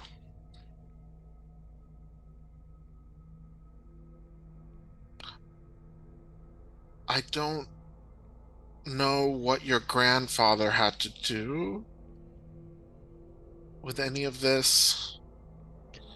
His journals contained writing that clearly was from a deranged mind.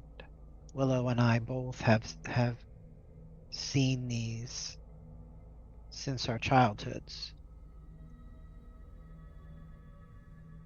And knowing what we know now about the coming end, about your dreams, Cole, your dreams being strangled and having this visitation, are they the scribblings of a madman, or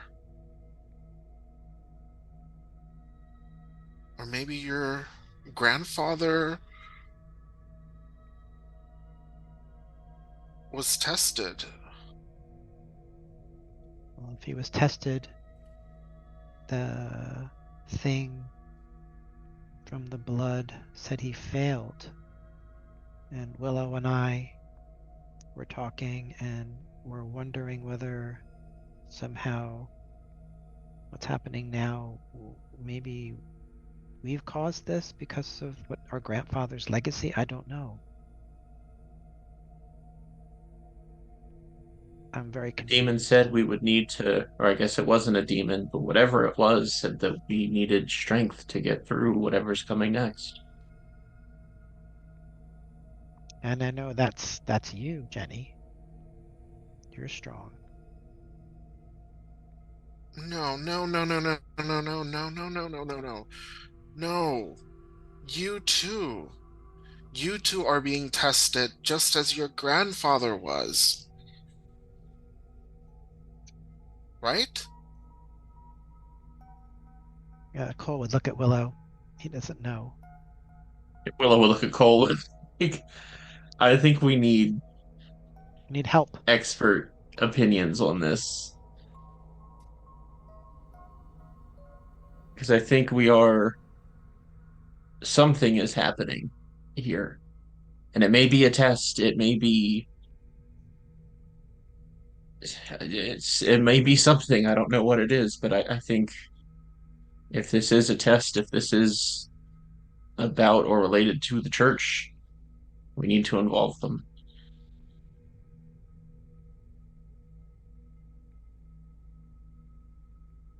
Jenny will look to Cole like, yeah, church. Yes, this is church stuff. That's why I came to you.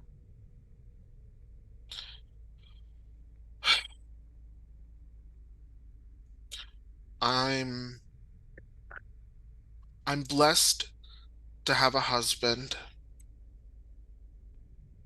that trusts me with his trials, Cole.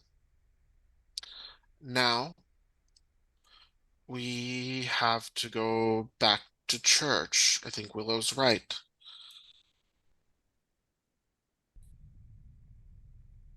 I think we went to the Youngs, and I don't know that was enough. Maybe we need to go right to the patriarch, to Isaiah and his wife Eugen, and see what they say. I think that sounds Great. right. Um, I don't have his number or anything. But we know where they live. Everybody knows where they live. Should we just go, or should we ask the Youngs for their number? Let's just go. Just roll up on them. Willow would know that that's not protocol. That's not something you should ever do. But Willow's also really freaked out right now. So Yeah. Okay. So, what about your baby? So Cole says, I'm just gonna pop over next door to see if the Wilsons. No? Are you shaking your head at me, Shisho? I as an outsider, I think it's kind of interesting how this baby keeps getting like tossed to a babysitter Fine, every what? four Fine. seconds. Yeah, we'll take the baby with us. Let's do it, Oh, okay. and hope Yeah. nothing you weird took happens. that personally. You're like, we're taking the baby. Okay. So you put your baby in the car seat, and Everybody hop into the minivan. Let's go. we're very, very lucky, by the way, that at the start of our, game planning, we agreed on like no harming of children because that baby. Mm-hmm. See, you That's have plot armor. Plot armor. you have a plot armor. Oh. I know. Anyway, all right. So you head off towards the Culver's house. Meanwhile, back at the Youngs, um, mm, Marsha, Josh, and Ethel arrive. There's a group of church ladies that has already, started to like coalesce in the parlor, or let's say not even the parlor, but like, yeah, okay. So there's like an entrance area. What's the word for the entrance area? Foyer or foyer, Foyer. depending on how fancy you are. Well, we're in Texas, so it'll be the foyer and the parlor or the sitting room. Uh, will kind of has been kind of rearranged to accommodate a group of, let's say, of my roster,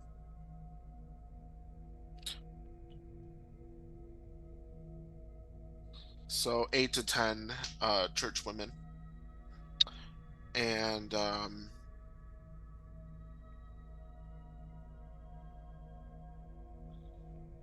you arrive. Nayeli is kind of running around, making sure that there's like hot coffee and hot tea available, that there's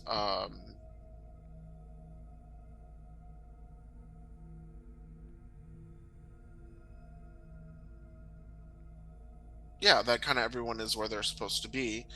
And as soon as Josh kind of comes in through the front door, Nayeli will be like, "Hey, Josh, you can just head on back to the kitchen. Um, Pastor Young is back there." He nods and goes straight to the kitchen. Josh, you head to the kitchen and you notice. Let me see if I can pull it up.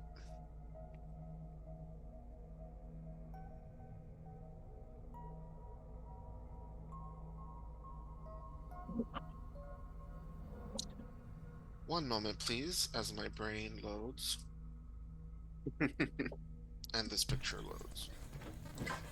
I just imagine the whole music.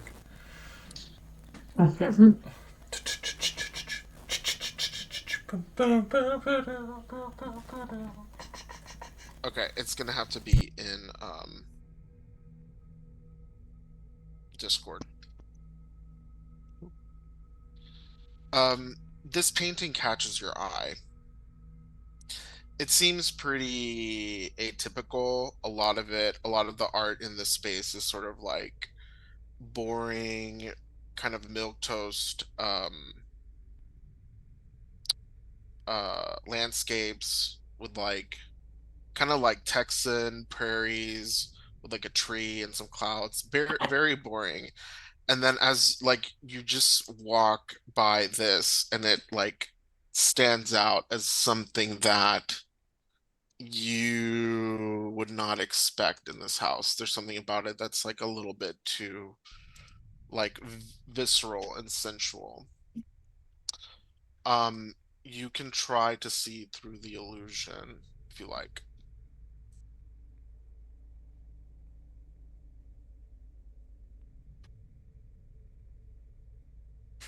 Oh gosh. Okay. So you are for a moment catatonic. Um, you find that you can't move. Oh, thank you, John. You find that you can't move. You can hardly breathe. And you find yourself kind of falling head first into this unfurling of rose petals, with a kind of shining light at the center of them. And you have, not for the first time in your life, you hear a phrase in your mother's voice.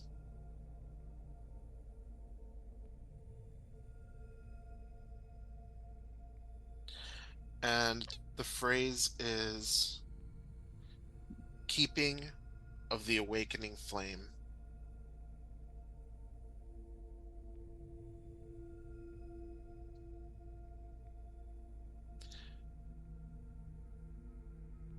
You are kind of enveloped in this light, which feels, I don't know. I mean, I'm about to like, I don't know if you've ever done psychedelics. I don't know why I'm Come asking on, that. man. But it's like that shining kind of like illusory light that is also, it's sort of like a little bit scary, right? It's like a Yeah. little bit like, It's foreign. yeah, foreign, a little bit alien. Yeah. And but also like it's inside you and it's Mhm. of you. And it has everything to do with keeping of the awakening flame. And you hear this like shattering and you come to, and the glass that's covering this painting has shattered and made a mess um all over the hallway carpet. What do you do? I try to move faster towards the kitchen to see if Pastor Young heard the crash or anything. I don't know if anyone else heard the crash or anything, but he's just like and like tries to run away towards the kitchen. Go ahead and roll to keep it together too. Fuck yeah. I'm going to panic with oh, you choose. You choose what happens. Oh, a whole failure. That's straight up bad. Well, I don't want to give you life-changing trauma yet. I don't think that Yeah. good. But go ahead and take 2 stability damage. Doesn't want to? Ooh. Not yet. Oh, I got you. So yeah, you're entering like neurosis a little bit. I think it makes sense that instead of like looking around going, oh, my bad, what happened? You're just like, nope, nothing to see here, folks. Boop, boop, boop, boop, boop. Yeah. And you just I don't know. walk That away. was- And from behind you, you hear like the little old lady that is the housekeeper for the Youngs go, young man, Young man, are you okay? Looks around like there's another young man in the hallway. Yeah, me? Yeah, I'm fine. Why? What happened here? Uh, there's glass everywhere. Be careful. Yeah, I stepped around it. I'm not sure what happened, but I was gonna go to the kitchen and get a broom, see if I could help clean this up. I'd be happy to help, ma'am. She looks at you like very doubtfully. Oh no, I'm quite certain you've done enough. Uh, Come on. And she kind of leads you back into the kitchen where Melvin Young is looking like kind of craning his neck from like the kitchen island like, "Hey, what happened over there?" As he is led away, he's gonna like check his hands and arms and things and see if he has any cuts on him or if he is actually like not harmed. Because You weren't you weren't harmed. okay, cool. Not physically. Runs a hand through his hair to see if there's any blood there too. No blood. You Cool. flick a little bit of like that little sparkly glass, some of it Yeah, flicks out of your hair. sure. Okay. Hey, what happened back there? I'm gonna be honest with you, Pastor. Not really sure. Looked like maybe like some kind of vibration or something shattered that glass. But I was coming to see if I could get a broom to help clean it up. But your housekeeper here said she's got it all under control, so I'm gonna let the professionals do their thing.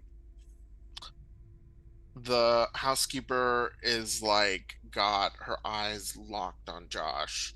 And she like does that thing where she's like grabbing the broom, grabbing the dustpan, but she doesn't like look at it. Never, yeah, never breaks focus. She doesn't break focus and she kind of backs as far as she can.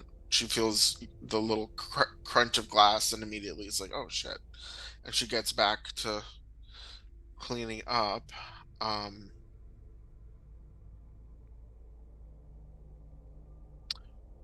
Well, that is definitely strange.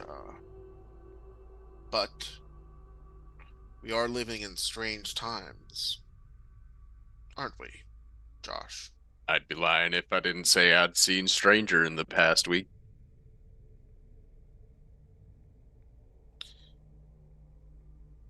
You're you're a new face in the congregation. Aye, sir.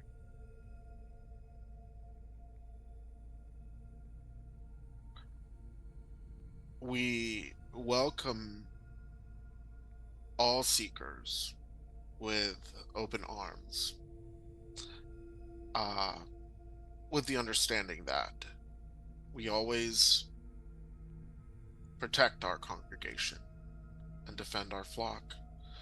I've seen you shown a great deal uh, of loyalty and kindness to Ethel, who is a respected elder here. Um, She's shown me nothing but the same, sir.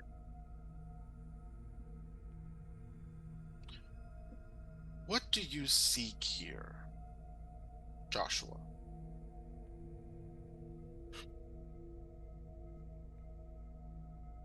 Sir, I'm not sure if I understand the question. I came here because I was instructed to come into the kitchen to be with you, sir, and not in the meeting. I'm happy to wait outside if you'd prefer. You, maybe I'm not being explicit enough. What do you seek at our church? What brought you here? What keeps you here? We are, you know, there are many Christian denominations in the greater Austin area that could draw a young man And what draws you to us? Well, sir, my family's moved around a lot, see? And, well, I'm old enough now where I don't think I need to be moving around with them. Ethel's been mighty kind to me. Marsha found me a job. Your community or flock, if you will, have been mighty inviting. I personally haven't been struck by these visions and things as others until very recently, but these past few days have certainly motivated me to commit myself to this here community, sir.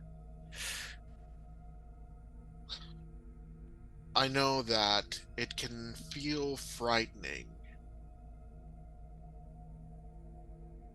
to bear witness to a battle that has been waging since the beginning of creation. About 6,000 years, right? 6,000 years exactly.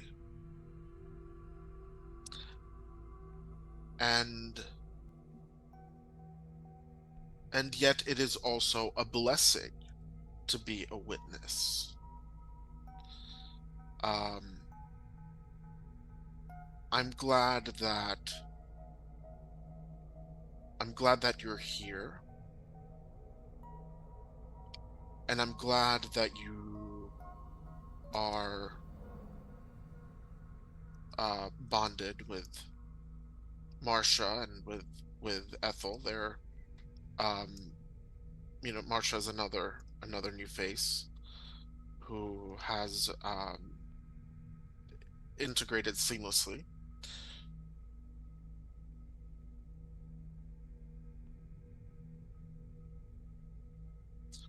Now, we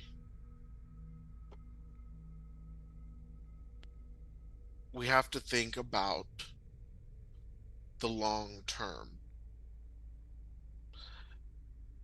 As these revelations come to pass, and as the devil enacts his cunning and conniving work, we have to become stronger. That is why, I really want us, I really want you,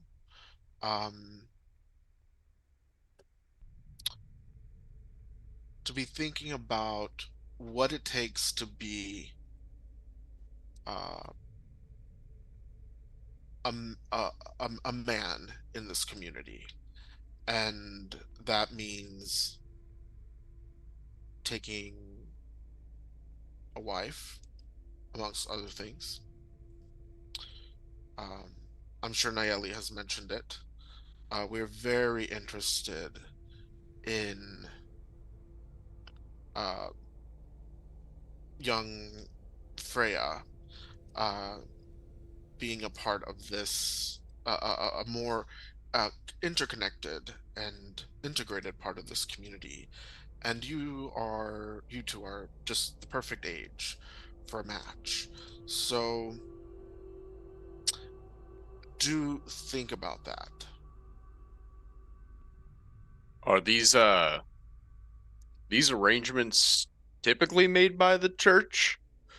I haven't been a part of this community long, so I'm not sure if I'm familiar with the exact customs of your sect's matrimony.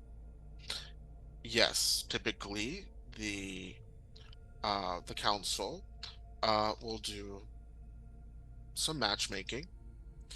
It is uncommon for our members of our faith to marry without the guidance of the council, as the council is in turn guided by our Heavenly Father. So, Of course, I would never question that guidance. I just want to make sure I'm understanding the customs. And I very rarely get to speak of someone of your stature within this community, sir. So I appreciate your taking my time to answer my questions. It sometimes takes me a little longer to understand things than others. your presence here, Joshua, is a blessing. And I want to multiply that blessing, to keep you here and to make sure that you are um, contributing um, in all of your God-given ways. So, um, now that that's clear, I have some business to take care of. You're welcome to spend time here in the kitchen, in any of the the library. There's a library down here if you want to learn more about the history of the church. And of course, the patio is free for your use as well. And I wasn't sure. Your wife told us that we might be spending the night here. That's right. She troubles herself more with those kind of domestic, you know, things, the women's things. I'm sure. Sure. If there's just a place that I could bring Ethel things from inside the truck up to, set up her room for her while I'm waiting for the meeting to conclude, I'd be happy to do so in her stead. And I personally, sir, brought some outdoor equipment that I've been actually interested in testing out. If you don't mind me utilizing your property for my own sleeping arrangements. Oh, like a tent? Sure, and some extra supplies I've been canning for a little while now. I want to make sure that process went well, and the only way to test it is to test it, sure. You see, like, Melvin's kind of smug, like, welcome to the family, kiss the ring, mafia boss kind of energy kind of melt, and into a look of like genuine admiration. Ah, okay, yeah, of course. You're more than welcome to use the property to set up and camp and test whatever you need to test. I That's mighty wasn't kind of you, sir. I wasn't fully aware that you were preparing in that way for the end. We've got to be prepared for all situations and all circumstances, sir. I knew it. I knew there were many reasons for your being here, and I knew that your presence in this community was a true blessing. All right, well, I need to get going. He makes like eye contact with the employee, who kind of gives a little nod, and he heads out. She says, "All right, Mr. Josh, I'll help you with your. I'll show you where Ethel will be sleeping tonight, and I'll help you carry in some stuff." That is mighty kind of you, ma'am, and I apologize. I did not catch your name earlier. I was a bit startled by the situation. The situation. Okay. I had the name written down. Romilda Waller. I'm Romilda, but folks around here call me Milda. You mind if I also use that name, Milda? You're folks around here, ain't you? I appreciate that, Milda. And as you go down the back down that hallway, you notice that the painting that you were looking at before, that kind of bright red, luscious, thorny rose is not there anymore, and it is just this like this landscape with like a little fence and some cows and a little poofy tree, very mild and dull. This is why we can't have nice things. Because they disappear. Because Josh crashes into them. And then they disappear. Okay, Fails too. a bunch of rolls.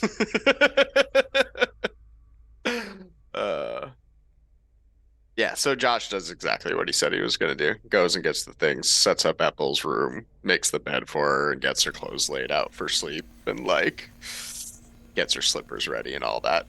And then like goes and sets up a tent outside. I'll drop That off Freya is- and leave. A what? I drop off Freya and leave. Oh. That was like uncomfortably wholesome.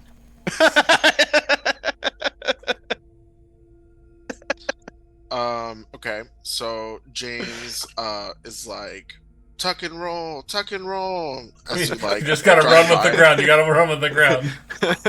Right. Okay. So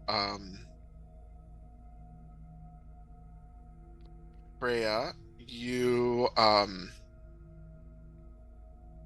arrive, and it's like everything is pretty much, it's like you're arriving like right at the start of the book club. You've got for sure Nayeli and Marsha are there. There's also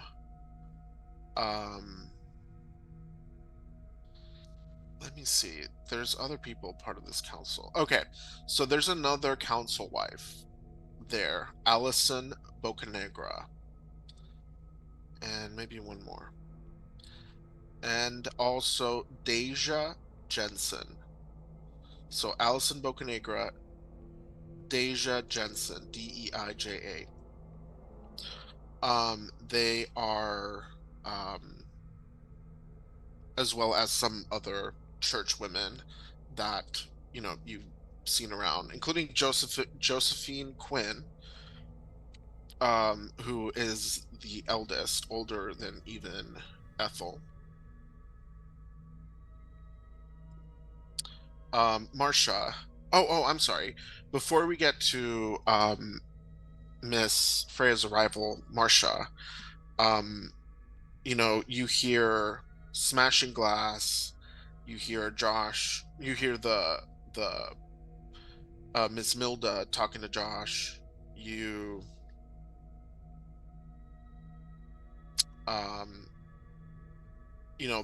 see Nayeli running back and forth, bringing out the tea and the coffee. What are you doing meanwhile?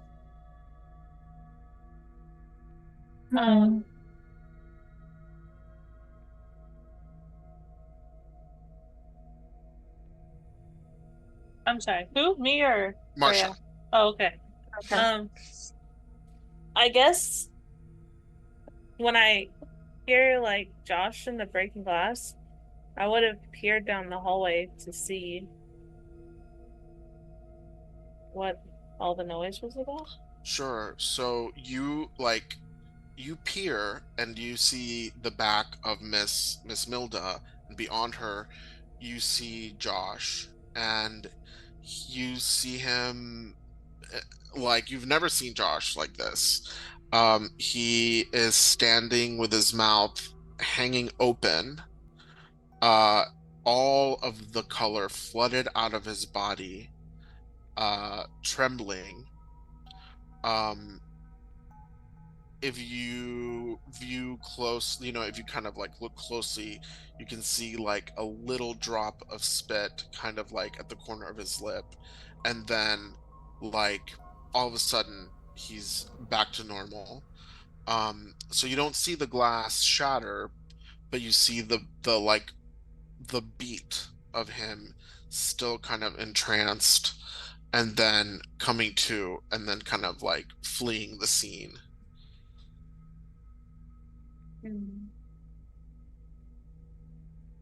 I think I would go back into the room.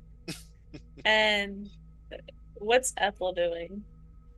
Oh, Ethel is gossiping with the other church women, talking about, ooh, the big topic right now, of course, is Freya before she arrives.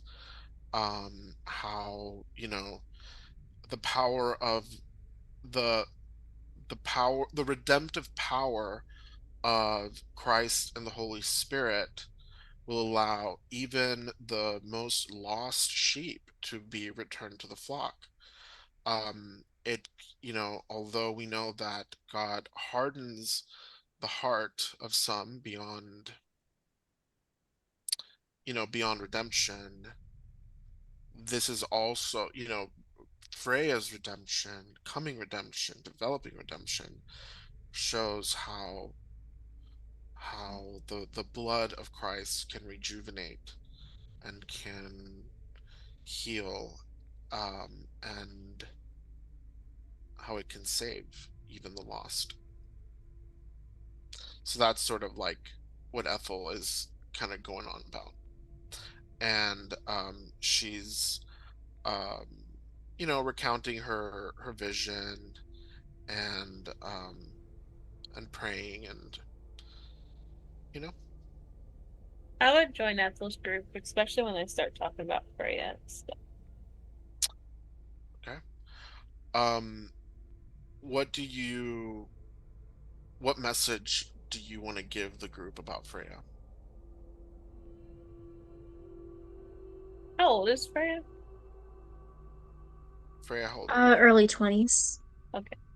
I would just mention, it's so wonderful to see these young people, they wander away but then come back.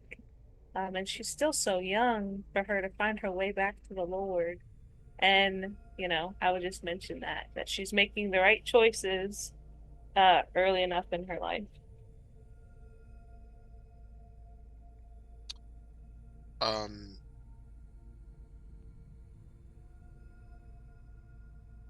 and you kind of, like, Freya, as you enter, you kind of hear the room kind of quiet,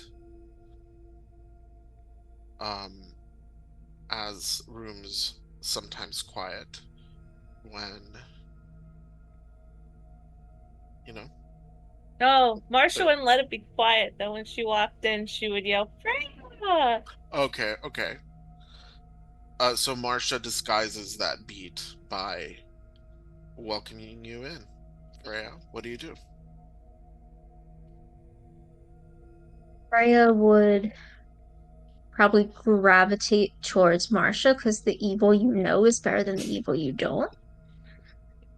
So, she doesn't want to also, catch everyone's eye by just blatantly ignoring her. So she'd go over and just, give a meek little hi. Yeah, it's good to see you too. It, yeah, I appreciate being able to come to this.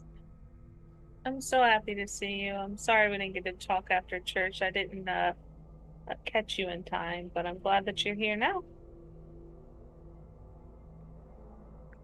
Yeah, no, it's really good to see you.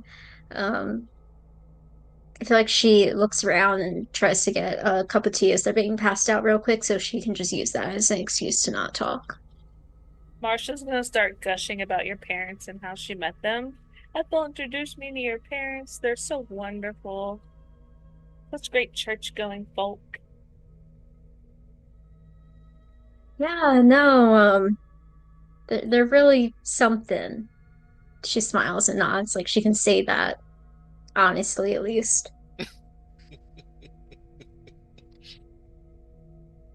It's given bless their hearts. Uh-huh. Okay. I mean, Marcia, again, no roles acquired. You can clock Freya's like kind of fraught relationship with her parents. There's no like you can tell Freya's being polite, you know? Mm-hmm. Okay. So the book club gets underway, and the book that you are going to be reading is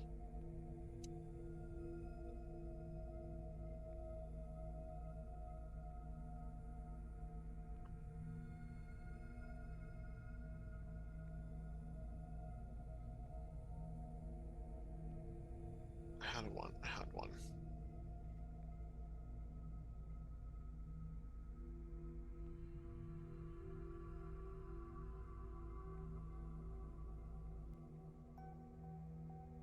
The book is called Visions of Glory. It is a book that was written years ago by a church patriarch that has since passed away. The book details visions that he had regarding, uh, what everybody loves to talk about, the end of days. And you notice that a lot of the beats of the visions that this patriarch, whose surname is Cook,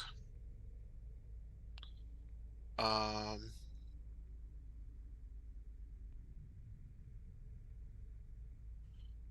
the name of the author of the book is Pontius Cook, and it um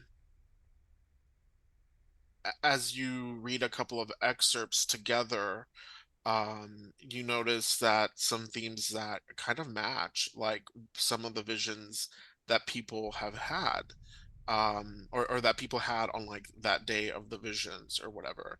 So, for example, seeing this like metro area reduced to rubble, um, seeing a like fissure in the earth with like demons coming out of it, um, seeing a field with pits in it with big eyeballs in them.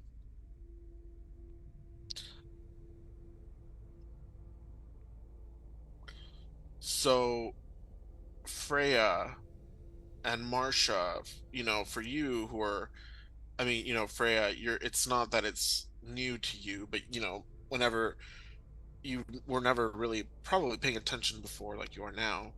And Marcia, this is new to you. A lot of these details are starting to kind of like cross. Like you're like, oh, okay, well that's why everybody thinks like that's why these visions seem meaningful because they match what's in this book.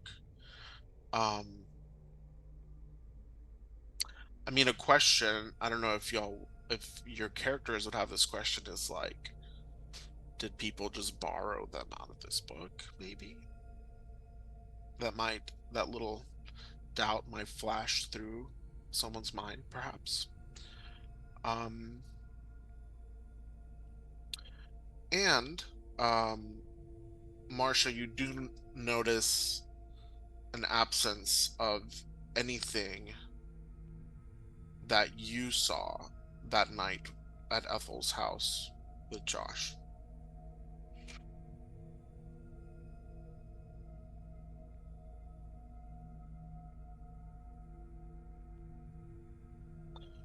Um, Freya, Marcia, any questions like in character that you might ask as, everyone's taking turns reading from Visions of Glory?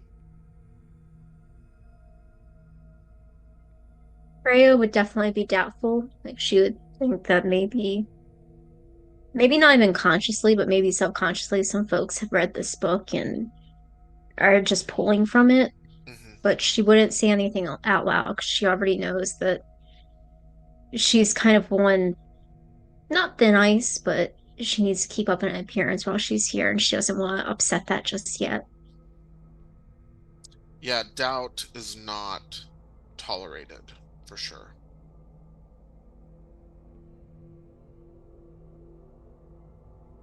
I don't think Marcia would have doubt. I think she would. She would, of course, want to believe Ethel. Yeah. So, Marcia, you are developing more like of a genuine, like, oh shit, like, it's all adding up. Certainly you don't doubt Ethel, um, who, I mean, she seems pretty authentic. Um, all right, so the book club begins to wind down.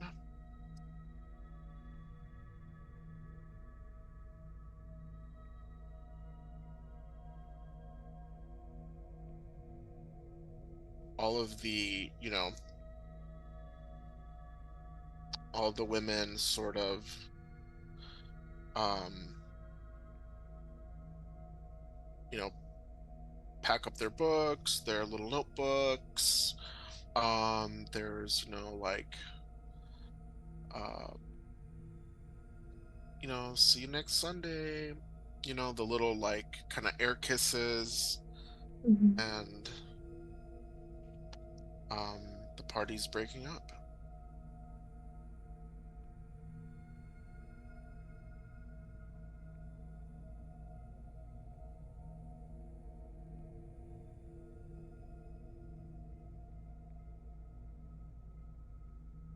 I think Freya would still be one of the first ones to try to leave. Like, she'd be wanting to play along, but even she has her limits at this point. Okay. How long was this meeting? Let's say an hour and 15. Okay. Let's say an hour 30 between, like, you know, greetings and introductions, and then Yeah, I just kind of reading wanted and to know discussion. in my head where Josh was at in his process. But I imagine an hour and 30 minutes is plenty of time to like set everything up outside, and I imagine he's like sitting on the front steps of the porch, like Built an additional porch onto there, yeah. thrown a driveway. Starting to lay out a cobblestone Yeah. walkway. Oh, yeah.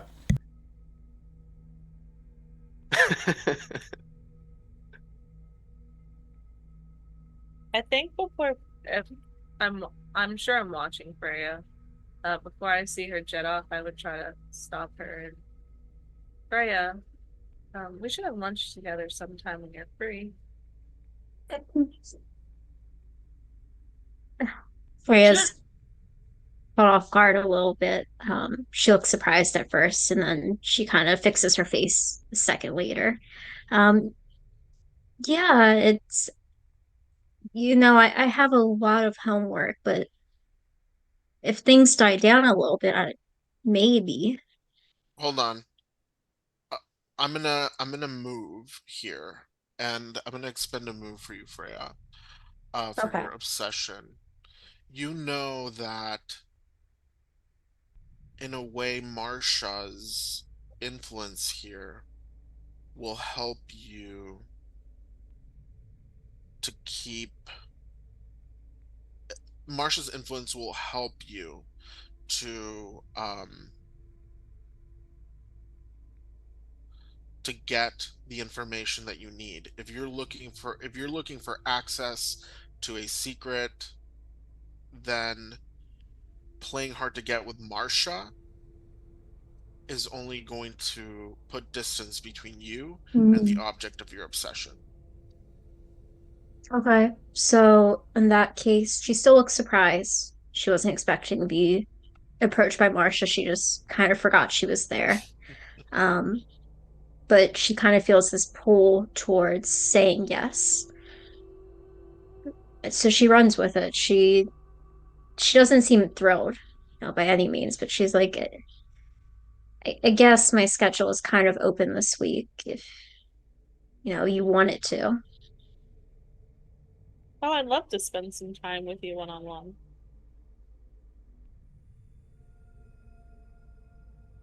She I kind know, of why cringes is at that the. so scary? Yeah, I I was gonna feel say she's just like cringing at the one-on-one, like, ugh, I feel guilty. poor Freya. Like I dropped her off. Listen, Marsha just wants to know what's so special about her, okay? She's just curious about her. What's so special about her? Yeah. They keep pushing me on her. What's going on? Marsha, Marsha, Marsha. So I like that. I'm glad that you actually put that question on the table, Marcia. Um, I want. Okay, so let's. Okay, so Freya, you have now been kind of like tagged by Marcia. You know, like when they tag like a wild animal that they want to see again, and they put a little thing on their ear or whatever. Hmm. So you've been tagged by Marcia for lunch later.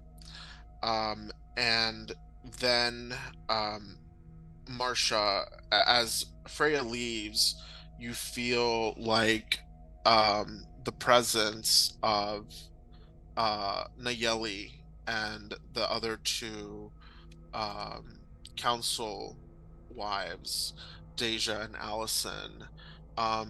Allison is a thin, blonde, white woman. uh, Deja is a kind of average height, average built black woman with kind of like that silk pressed hairstyle down to her shoulders. Um, and they all, um, like the other ladies are starting to like empty out the space. You feel Allison's hand on your shoulder, Marcia, and she gives you a little squeeze, and she says, "Excellent work, Marcia. Um, you are doing something that is critical to the future of our congregation."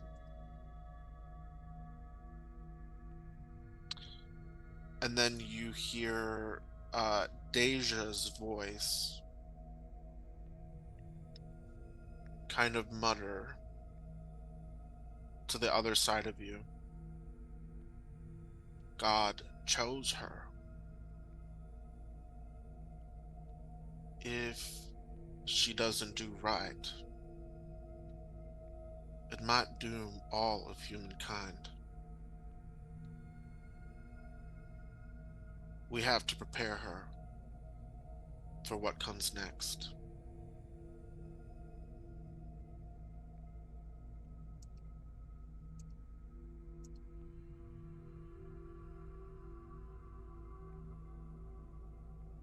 So no pressure or anything for Marcia or Freya.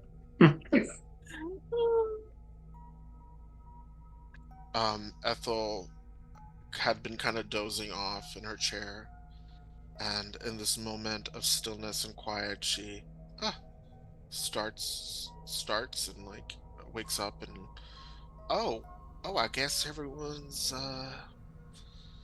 headed out. Where's Joshua?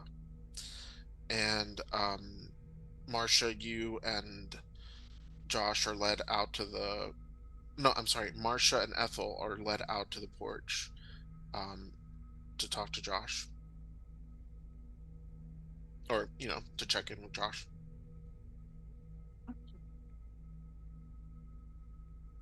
As soon as I see Josh, I would ask her, "Are you okay? I saw your face in the hallway." I think so. That glass just kind of shattered, and I guess it scared me a little bit, but I'm okay. Thank you for asking. Yeah, I just wanted to make sure you're okay. Just looked a little unsettled there. So, strange place we're in. It's been a mighty hard week for me.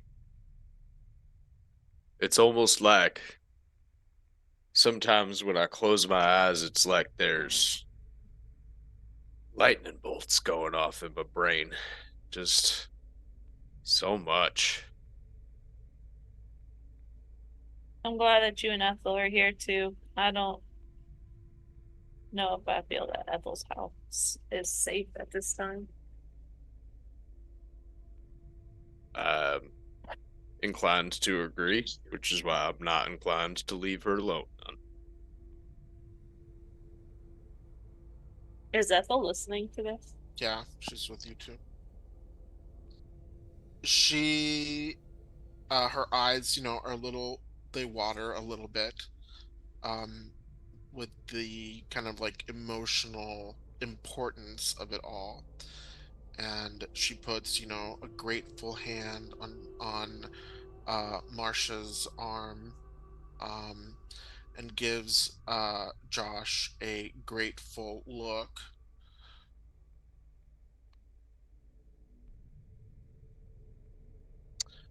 Together, with our faith in Christ, we can survive anything. Of that, I'm sure.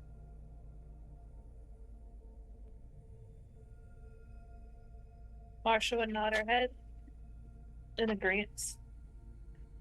Not, Josh would also nod. After a brief prayer, let's say Nayeli and Miss Milda, give a light supper or a light dinner. Everyone is sort of maneuvered off to bed after a bit. And Josh, as you kind of toss and turn in your sleeping bag in your tent, underneath a broad, starry Texan night,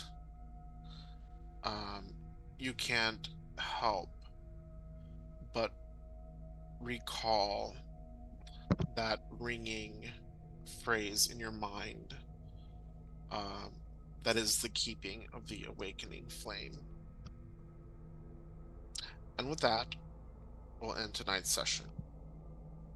We'll be back again next week to see what comes next. Thank you, everybody that watched, and we'll see you later.